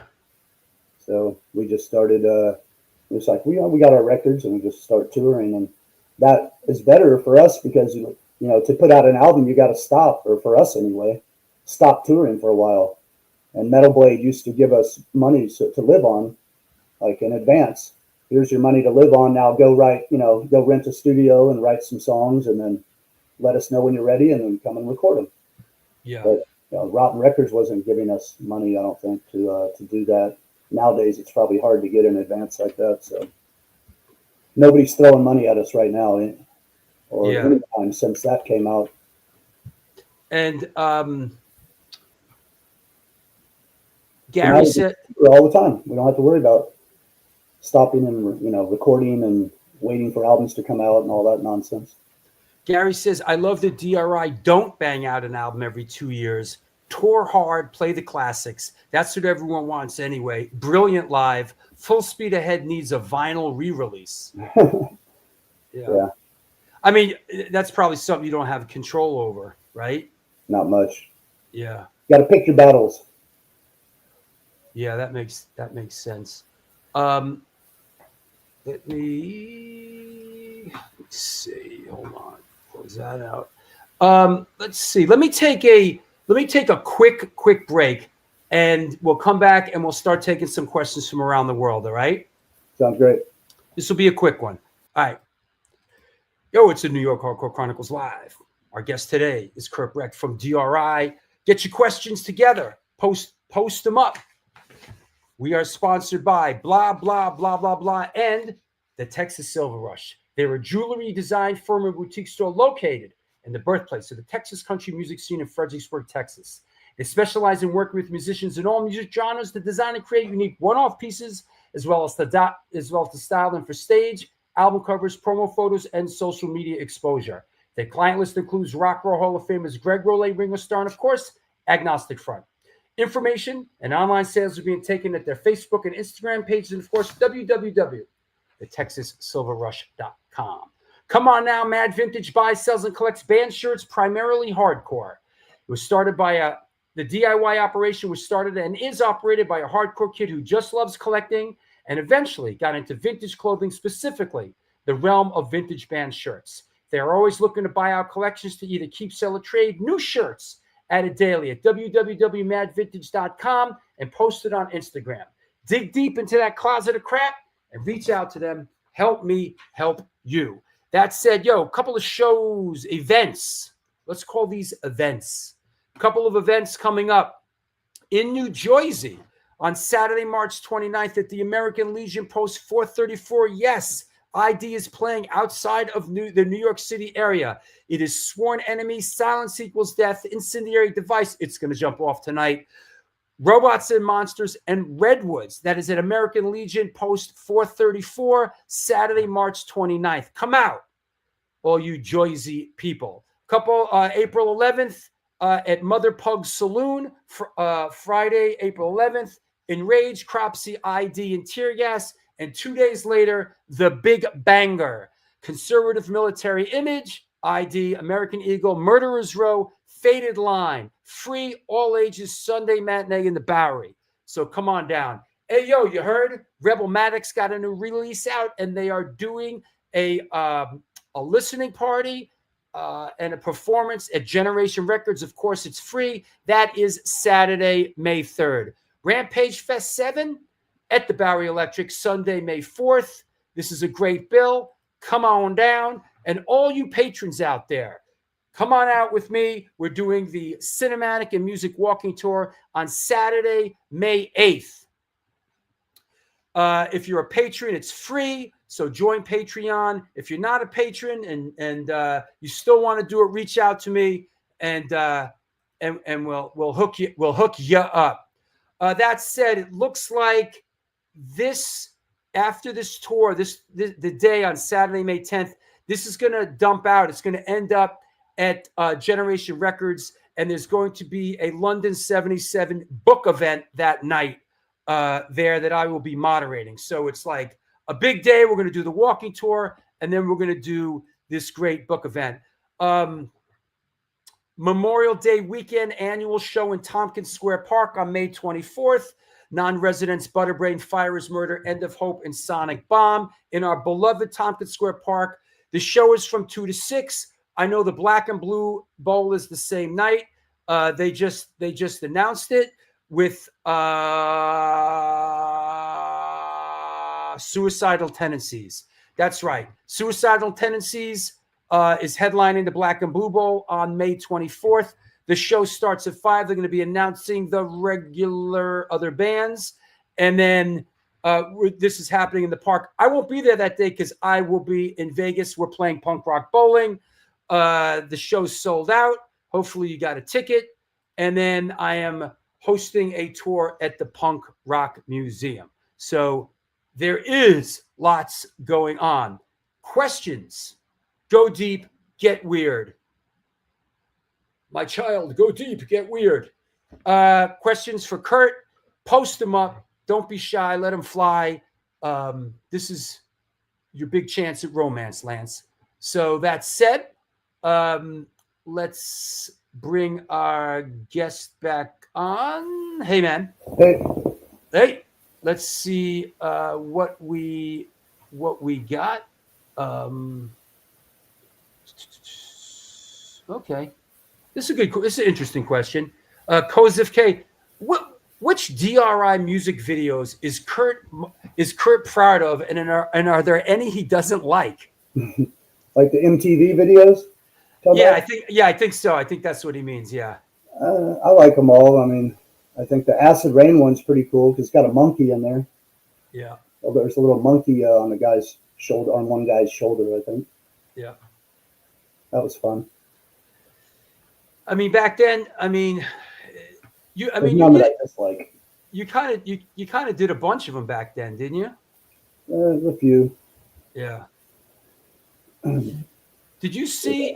Beneath the Wheel? I think it was Beneath the Wheel. Uh-huh. And Acid Rain. What else? Is that it? No, I think there was a couple other ones. All right. Well, if any other videos in particular, post up. Kalachi asks, I really need to know, was Kurt's dad the madman on Dealing With It? Yes, he was. And that was recorded without him knowing it. We used to record our rehearsals. And so we were recording it, and then he could knock on the door while we're playing, but we wouldn't hear it. So he would just keep pounding, and then he'd wait for us to stop between songs. And as you know, that doesn't last very long. So it just kicks right in. So he would be waiting, and then bang on it as soon as we stopped. And then when we opened the door, and it was still recording, and that's how you got that video. The audio. Oh, I think, the one about the missing kids, Abduction. I think that's another video, right? Abduction video was rad. Oh, yeah. Yeah. And Suit and Tie Guy, that's another one. Oh, yeah. Forgot about that one, too. Yeah. All coming back to me. Yeah. I know it's tough when somebody asks, like, do you remember when you played, like, for a guy that tours as much as you, but John Burry over there asks, does Kurt have any memories of playing Boom in Leeds a couple years ago? Yes, I know that one. Because that was only a couple of years ago. That's why I remember it. Right. Yeah. Yeah, it's funny because we were laughing because the dressing room, would normally be backstage, was outside, and it was up seemed like 4 stories of a fire escape kind of ladder. I'm like, we're old guys, you know what I mean? It's like, what are they thinking? They make us go always at the very, very top, and it's like, then you got to, every time you want to go get a beer or something, you got to go all the way back up there again. You're going to be exhausted by the time you go on stage. It's like, yeah. What are they thinking? Boom. Yeah, this is funny. Someone asked this question because I was literally about to ask you something like this. Bazooka Joe says, wait, no, where did it go? They're coming in fast and furious. How does Kurt take care of his voice while on tour? I mean, especially these days now, is there any kind of pre-gig ritual? Like, how do you take care of your voice, or do you when you're looking at night after night after night? My pre-gig ritual is just selling merch. Yeah. Just, I think, talking to people and over the music and all that, but besides that, I don't have time to warm up or anything. As soon as the guys are up there on stage and they're ready to go, then I leave the merch booth. I go sing, and then I come right back. But I have That's some it. spray that I've been using every now and then. It's like vocal ease, herbal spray. Yeah, yeah. So I use that sometimes if I start feeling like my throat's a little raw or something. That's kind of great. It's like, you want to know what my pre-gig ritual is? My pre-gig ritual is dealing with the bullshit in playing a friggin' show. That's my pre-gig ritual. Yeah, I like that. I like that. Are you touring the East Coast soon? I mean, we're going to get to that, but there's It'll be something this year, yeah. Yeah, right? I don't know. I can't tell you exactly when, but it's on the website, dirtyrottenibiscles.com. Yeah. Speaking of that, I wanted to mention something about the East Coast. It's Please. not really the best place for us to play each year. We do okay, but it's not as good as some places. And I think part of the reason is that, like, say on the West Coast, most of the venues we play are all ages. And Right. it seems like most of them on the East Coast are not. Interesting. So we're just playing like a small bar with, 21 and over type of thing. Yeah, yeah. Which is okay. I mean, we do all right. I'm not complaining, but I'm saying it's different than other places. And it helps us to be able to play all ages shows because you just get, more people all around. People can bring their whole kids. You get the whole family there and everything. It's just a whole different vibe. That's interesting. And I see, you're heading out on April Fool's Day. It's, Idaho, Colorado, and it's sort of Midwest, a lot of Texas. And I guess for the most part, like you said, these are all ages shows. A lot of them, yeah. Yeah. For sure. Like the Denver show is always real big. And also Albuquerque has now become like a real hot spot for us. Right, right. We play there every year, same place. The last year was the best ever. So, and after our 40th year anniversary tour, I wasn't sure how things were going to go. Right. We're going to see a dip, in attendance, but it wasn't like that at all. And Mesa, Arizona is the other one that's a big hot spot for us. So at least 3 really big ones on this tour. Very, very cool. Have you seen your hardcore trading card? I did. That's pretty cool. Yeah. Let me see. He sent it to me. Let me. Can't wait. Aren't they going to print them out and make actual ones eventually? He does. He sent me a big oversized. He sent me a big oversized one that I have over there. He sent me a nice big oversized one. He'll reach out. He'll reach out to you. For those out there that want to see the card that Josh made here's the front of it. And that's not the same one that I saw. Oh no? Well, there you go.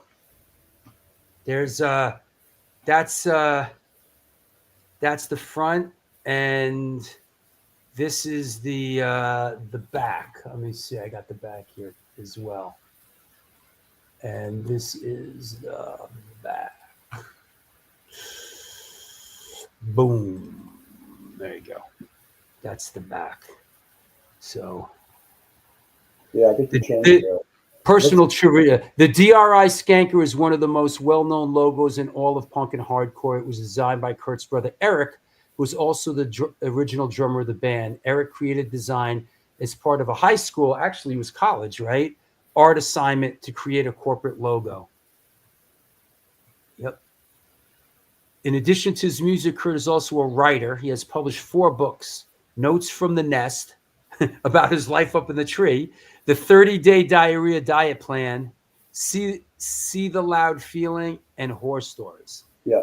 And you said, tell us again. So the books, Black House Records is re-releasing the books. Is that right? Right. Originally, I put them all out myself, self-published on Dirty Rotten Press.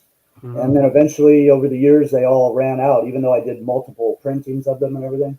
Mm-hmm. And then I just kind of didn't do it again. And then this guy approached me and Black House Records, and he said he's down to do them all, reprint them all for me. So we've already got one finished in the bank, and then we're working on the 30-day diarrhea diet plan. It's going to have a different cover on it. Nice. And fixing a few grammatical errors that I found in there over the years. Very excited about that. Yeah. Those will nag you forever, right? I know. Yeah, I know, man. And the bad thing is there'll probably still be some in there when I'm done, but I have to at least try. Listen, I could testify to that because it's sometimes no matter how many times you proofread it and stare at it, it's like a trick of the eye. It's like well, not only that, it could be a word that is a real word and it's spelled correctly, but it's not the right one for that meaning. Like it should be any more, 2 words instead of 1 word. Anymore means a different thing. Little things like that just bug me, and that most people wouldn't even notice. But then there's some like little words left out and all kinds of weird stuff. Sure. Hey, Dylan, is that you? Robots and Monsters asks, with so many musicians who have passed through D.R.I, does Kurt keep in contact with any of them? Some, yeah, like Monster, you know. Yeah. I talk to him. It's not like we're talking every day on the phone or anything, but yeah. And my brother, of course, Eric. I'm sure there might be a few others, but most of them now we're not chatting every day or anything. Yeah, you know what I find is like when somebody leaves the band, they sort of fade into the rearview mirror, you know. Well, I always hope for the best for them. Of course. I'm always expecting that they're going to just jump into a bigger band and fucking do great and everything, but it doesn't always happen that way. Yeah. This wasn't a full length, but this was kind of the last. So this was. Is it safe to call this an EP? But wait, there's more. Right. We were just testing the waters. Our record company, wanted to put out a new album, and I think we were just going to try to test the waters and see if anybody was even interested in new music from us. So we put that out. It comes with a bunch of different colored vinyl and stuff like that. Mm-hmm. Does Kurt play any instruments? No. You never strum the guitar. You never nothing. Not a musician. Interesting. Volt says good solid release to but wait, there's more. So testing the water it seems like it was somewhat well received. Yeah, probably not good enough though. Yeah. But it's kind of weird because it's not really a real test compared to what an album would do. Sure. But it was just something, I guess, to put out for them. Here's something interesting I came across, and we're poking around here. We're going back and forth, but I like this one here in New York City. D.R.I played the Limelight. You remember that? What year? I think it was got to be. I think it's in got to be the early '90s. Maybe did this show happen? D.R.I. The Limelight's the one that's below the Ritz. No, that's the one it's like a church. It's an old church here on 6th Avenue. You know, was anybody at this show? Anybody remember this happening? Because I don't remember. I sort of don't remember if this happened or not. D.R.I. nuclear assault at the Limelight. Yeah, Limelight's an old church that they turned into a club. You know, now it's like a mall. So there you go. Here you go. How did D.R.I. connect with Graham Batting, the artist from Rhode Island who did the insert artwork for Violent Pacification EP and cover of Dirty Rotten LP, The Skeleton with the Machine Gun? He just had written a snail mail letter to us when we were living in San Francisco, and I think he just sent. I can't remember if he just sent the artwork and said, "You guys can have this and use it for whatever you want." And so we used it for the insert, for the Violent Pacification. And then we had somebody make it with color, that guy, Sam Leha, the one that did Crossover and stuff. I think he redrew it with the color and everything for the album, for the Dirty Rotten LP, to make it just a better album cover than the original, which was, the Dirty Rotten EP, Mange Head. That's what you had to do back then. You had to, artists would just mail their art to bands in good faith. I know Roger from Agnostic Front was telling us about Choi's artwork. He just sent them a bunch of work and they used them for flyers and stuff like that. I think Graham Batting was a little upset later because he was starting to see how much money, or he imagined we were making tons of money off of his art. Right. But I mean, he gave it to me, I still got the letter and everything. But he was supposedly going to come to the show and kick my ass and stuff when we played up there. But in the end, I think he was just drunk and he was all right. I'm going to kick your ass. I gave you art and said you could use it, and you used it. And you did good. And you did good with it. Yeah. So Josh says, yeah, it was a random question, but he says, I'm from Rhode Island. So that's why, you know, he was curious. Yes, Hegs, we talked about Pasadena Napalm Division. We actually did. Let's see.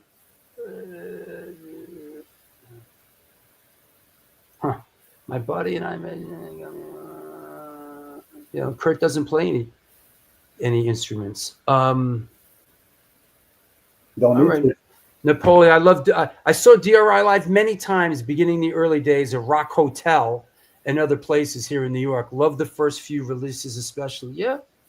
Okay. Fair enough. Did D.R.I. ever cross paths with Reagan Youth? Their song Reaganomics is a great track off Dealing With It. Yeah, we got to play with them way back in the day.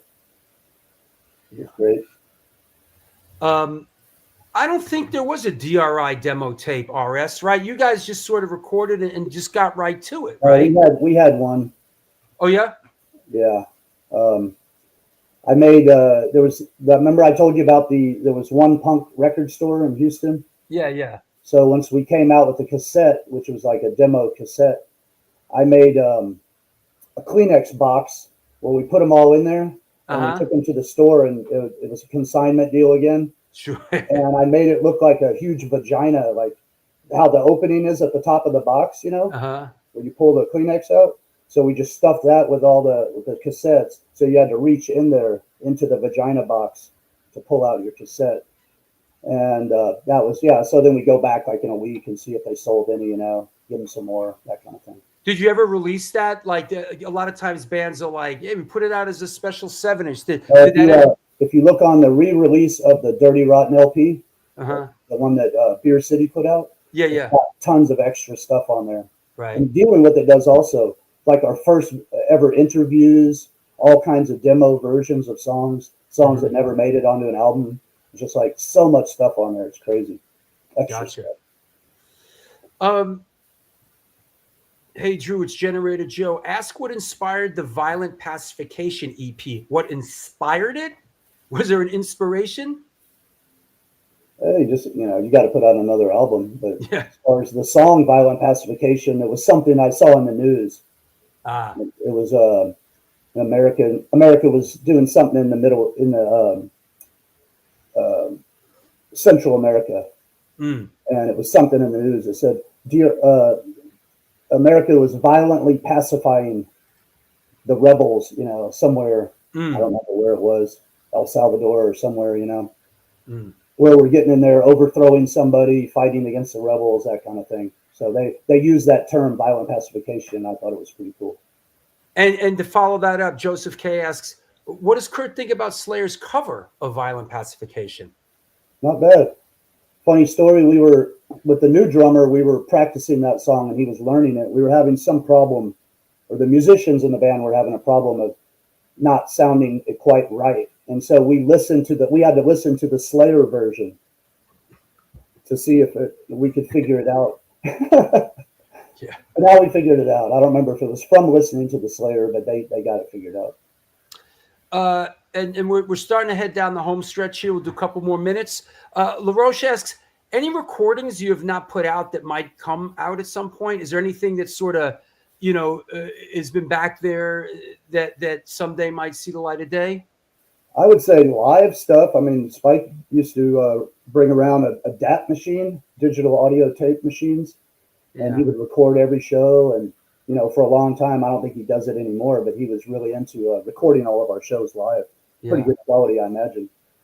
So we could, definitely come out with some kind of a live album, but we already have a bunch of those anyway. Sure.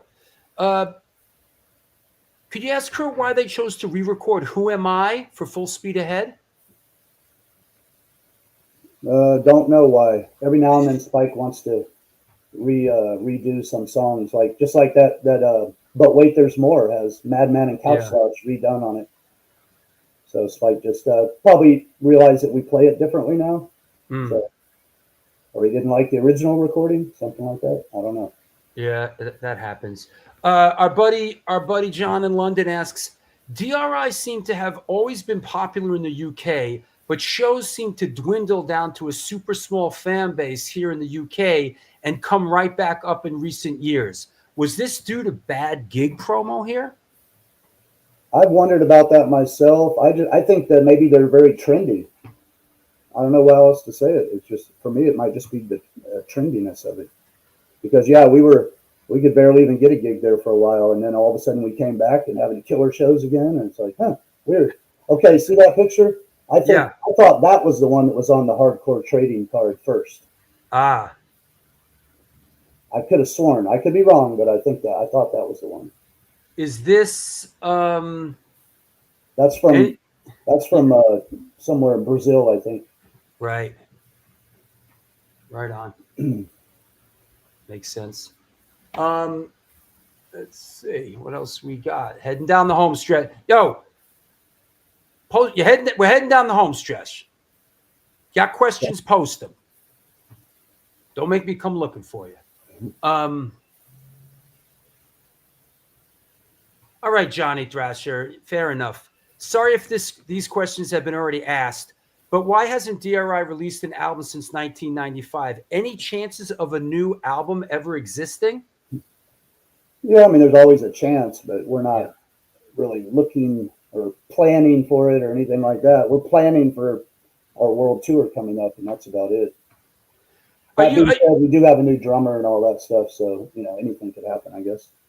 Are you pretty comfortable? I mean, obviously you are. I mean, and I don't want to mention any names, but some bands are like, we got to put out this new record. It's like, really? It's like, are you pretty comfortable sort of like, this is our catalog, this is what people love us for, and let's go out and work that? Yeah, I mean, you have to realize, Drew, because we're a crossover band, our opportunities are way bigger than most bands that are more in one genre of music. So like in 1 year, we might headline a punk rock bowling, and then the same year, some grindcore festival in Czechoslovakia and a metal fest in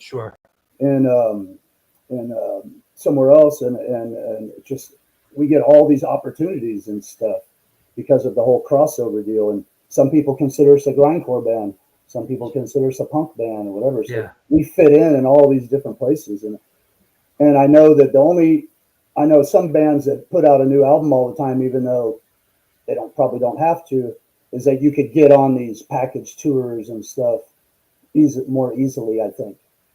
Like if we wanted to get in, on tours like a lot of the bands that go out together, you probably I would imagine you might have to have a new album to do that. They're not just going to bring DRI out for no reason. But we like to have our own show anyway, our own tours. We don't really like to go on other people's tours. Do you book the band? Spike does. But Spike's not in the band right now, right? Yeah, he is. Oh, he is. Okay, I'm sorry. I got confused. I'm sorry. I got confused with your brother. Yeah. So he kind of handles the booking part of the band. Yep, he absolutely does. I mean, that's kind of like how you got to break it up, right? Like you're handling the merch, he's handling. Yeah. I mean, for those out there that might wonder how sort of certain bands work, it's safe to say that responsibility gets delegated, and I see this in a lot of bands, including my own, but a lot of bigger bands. It's like one guy his responsibility is the merch. The other guy's responsibility is booking it. The other guy got to handle the backdrop and sort of this, that, driver. Yeah, and drive. Yeah. So I mean, that it's you have to sort of delegate responsibility and create these job functions, or else it's chaos. The only way we're able to survive and everything is just the four of us traveling together in a minivan with all the merch and just a minimal amount of equipment. Like we don't even bring amps or anything. We just bring guitars and some cymbals and kick pedals and stuff like, and snare drum, and that's it. We play on the opening band's equipment. Right. And we used to have, a bus with a truck full of a PA and all of the equipment you could want, and boxes and boxes of merch to last you for the whole 2-month tour and all that stuff. But now it's all changed, and we just had to adapt little by little. cutting the fat until no more roadies, no more nothing, and everybody just doing it ourselves. And now we've gotten to where we can survive that way. Yeah. I would recommend it to other bands too, instead of breaking up because they can't afford a tour bus anymore and 10 roadies and all that. Just cut the fat and lower your expenses and keep on going. Some bands are, willing. We all know who runs ID. Listen, that's not true. I'm just a figurehead. What else?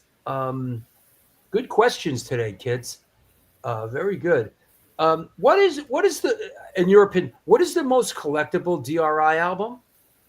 The original Dirty Rotten EP, because there was only 1,000 printed, which apparently that's a lot for a rare one or whatever. But yeah, I don't know how many are left out there that are still usable and everything. But I think that's the most collectible one. Did you printed those up yourself? We had them made, yeah. How did you afford 1,000 records back then? Loan. Yeah, right. We borrowed, yeah. Yeah, because that was a lot of money back then. But then the sleeves, if you look at it, it's just a Xerox piece of paper that we folded each one and stuffed it in the envelope and everything. So saved a little money there probably. Hold on, someone's asking about this artwork. Let me get it up. Who designed the iconic Dealing With It cover art? Kevin Bacos. Gotcha. He's still around, Houston. He used to make T-shirts for us and stuff. I think he made the first D.R.I shirts. He just came to one of our shows and handed us some shirts, which is a smart thing to do. I would recommend that if you're a T-shirt printer, designer type guy, because we were just too ignorant at the time, really, and broke, to even think about making shirts. Sure. And then he'd give them to us, and then we're like, "Hey, can you get some more of those?" And it's like, "Yeah, sure." $5 each, or back then probably $2 each. Like you said, man, bands back then, early on, like when we were talking about the real early days, the Minor Threats, the SSD Controls, those bands didn't have shirts. When you went and saw a band like that play, you didn't go buy a Minor Threat shirt. It just didn't exist, Mm-hmm. Black Flag had a couple shirts. I remember they had. Well, the one, when we played with them at the one, that flyer that you had, it was the My War tour. Yeah. They had a My War shirt. That was the first time I saw them with shirts. Right. Nowadays, I'm sure they have plenty of them, but yeah. Some people didn't want it. I guess I heard like the Dead Kennedys didn't want shirts because they thought it was a rock star thing. Sure. Because all the big rock bands did it, and maybe they sold enough to where albums that they didn't really need to sell the shirts. But for us, it was always been an important way to just survive. Sure. Absolutely. Good question, Nutmeg Riot. Are there any authors or writers Kurt is influenced by? Everything I've ever read probably influences me in some way.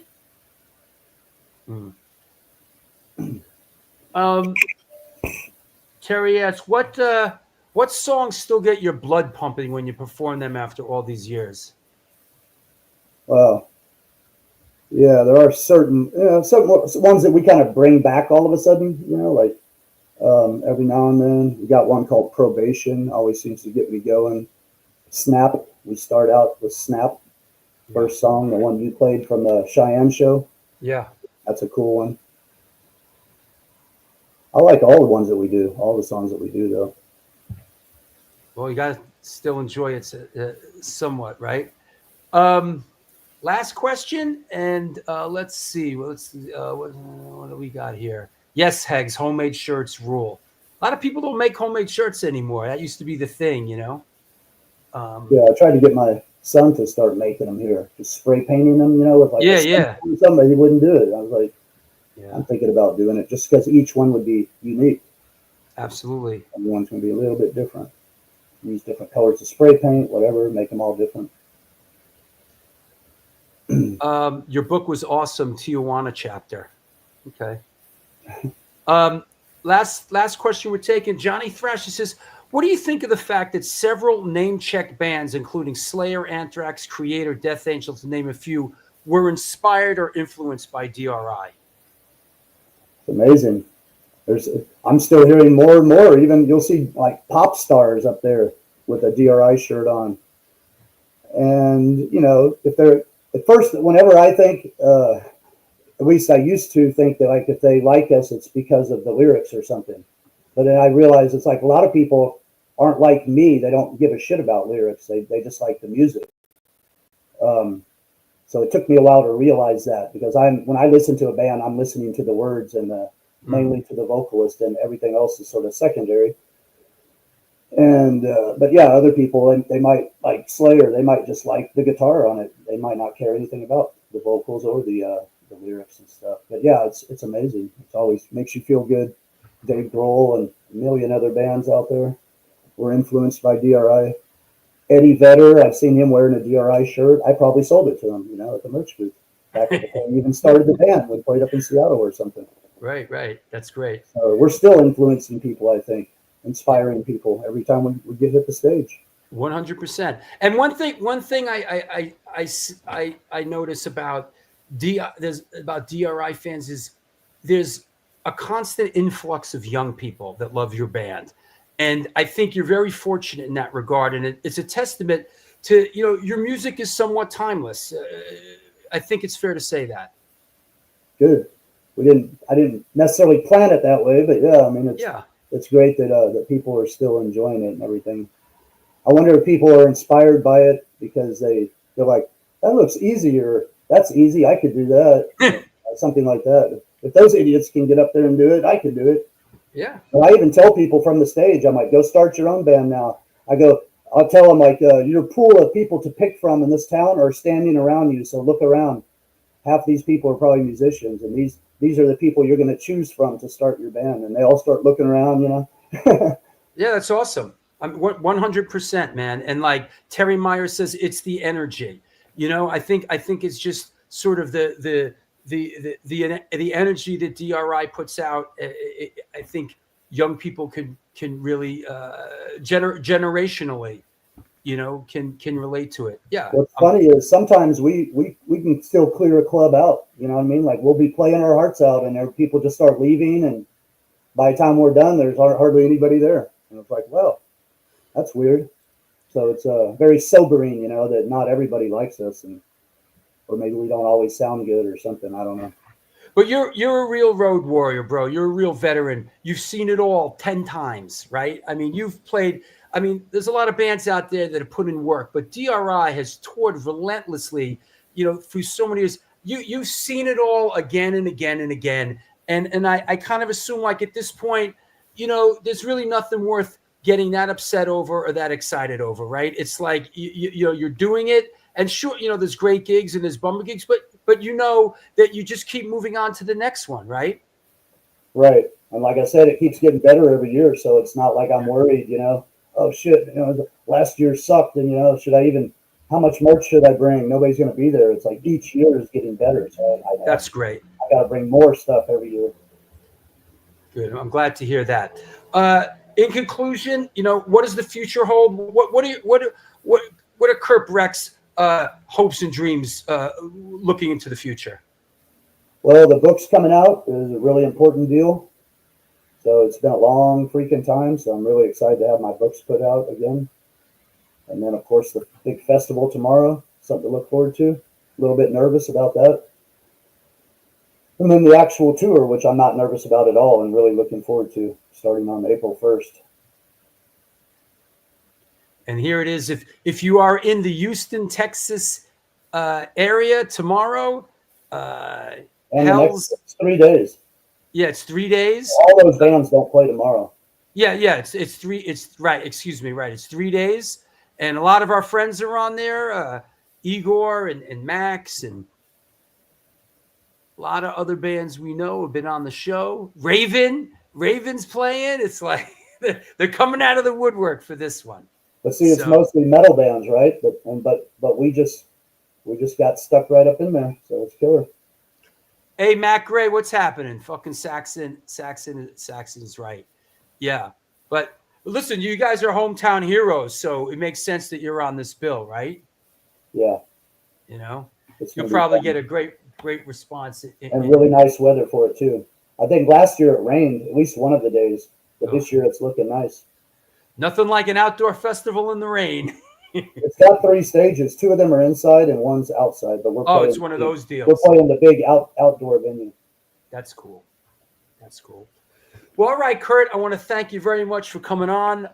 It was really nice bouncing the ball back and forth with you and chopping it up.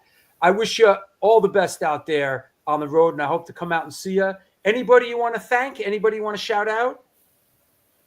Mainly to my band, Danny, Greg, and Spike. See you at rehearsal if they're watching this. I don't know. Probably not. They're probably already warming up right now. There you go. All right. Thanks, Kurt. I'll talk to you soon, man. All right. Thanks, Drew. My pleasure. See you. Well, there you have it. Another one in the books. Kurt Brecht. We had to cut him loose. He had to go to rehearsal. I know people are saying, yo, this and that. Dude, he had a heart out, and I kind of went over it a little bit. But thank you. It was a great show. Darla, thank you. Great conversation. Thank you. With this show, it's like we try to, the easy ones are easy, right? It's like we try to go a little farther and get guys that don't do this stuff a lot. And, we try, that's what makes the New York Hardcore Chronicles kind of special and unique. And people like Kurt and Dave Lombardo and a lot of the people like that, will come on the show. Thanks, everybody. Thanks, Dee Dee. Thanks, Robert Hogg. I know there's Bazooka Joe, Matt Gray, everybody. I know there's a lot of people that really, really love D.R.I, man. So y'all were. Here's a picture. Here's a picture. Real Texas guy that I didn't put up during the show, right? Real Texas guy here, right? There you go. He's got a sword on his hip too. Yep. A truly influential and iconic band, D.R.I, a beloved band, Thanks, Chris Hoffman. My pleasure, Rotten Punks 999. And hey, listen, if you're watching the show and you're digging the show, please try to come on board, because the way that this exists is because people support the show, and nobody's getting rich here. You know what I'm saying? But it's enabling me to do my homework and focus up and do great shows, So there's a Patreon address there. There's a PayPal address. I know some people have come and gone. I'm inviting you back. Please be a part of the New York Hardcore Chronicles Live family and support the show. Probably going to be doing this for a long time. That's right. Kurt can tell Spike that it was great and get him on next. Fair enough. That's fair enough. Johnny Rock, you watched it live. Good. Is that right? Drew, I'll see you at Ralph's. I think they're announcing that we're playing that show on Friday. I think we're playing Boston with Tree on my birthday, June 28th. Playing on my birthday, yo. And we'll be back here on this a couple days with Adam Blake from H2O. So that's happening. That bit is happening. So, hey, you know what I want to announce? At the end of the show, there's another Tompkins Square Park show that we are doing. The Misfits are headlining. They do Misfits and Smith songs. Incendiary Devices on the bill. Tree, Midnight Foolishness, and Life of Deceit. That's Saturday, September 27th in our beloved Tompkins Square Park here in the Lower East Side of New York City. The Misfits. They're a really fun band. They wear makeup. They do Misfits, and Smith songs. So, there's that. I also want to remind everybody before I go that the Greg Smith book, London 77, is out. It is incredible. It's available at Generation Records and Cortex. This is 45 years in the making, this book. Absolutely incredible. Please, if this rings your bell, reach out and order the book. We put a lot into this, and we need to sell some fucking books. So, you know, that's what needs to happen. So there's that part of it. That said, another great show. Well, thank you. How about we talk? Appreciate it. The Mismiths. That's right. Have you seen them? I have not seen them, but you know. Oh, by the way, the week after the Indian Larry block party in Brooklyn. That's right. Put in a good word, Zipperhead Steve. Incendiary Device wants to play the Indian Larry block party in Brooklyn. We want to play that motherfucker. You know? So there you go. Is that right? Thank you for the super chat. Everybody knows singers can show up late for practice. It's true. It's true. Being a singer, I know. Oh yeah, amazing stuff. Yeah, this we're gonna do a show about the 77 book. It's incredible. Thank you, Steve. Thank you, Zipperhead Steve. And yo, I got to shout out Zipperhead Steve, who has incredibly supported this show for years. So thank you, Steve. I'm forever in your debt, brother, man. I really appreciate it. You've done so much for the show. So I really appreciate that, man. Here's another Bill O'Leary photo that wasn't shown during the show. This is from 1988. There you go.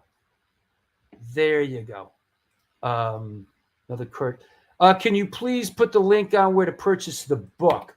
I don't have the link, but I don't have the link, but I will say, because it's like one of those kind of long links, but I will say it is available at Generation Records. Just go to Generation Records, put in London 77 or Cortex Records. The pre-sale's happening now. So just do a little recon, you know, London 77, Generation Records, Cortex Records. Help me help you. The book is incredible. Mind-boggling. So that said, what else? What else do we, what's this? Oh, I didn't show this picture either. You know what's interesting?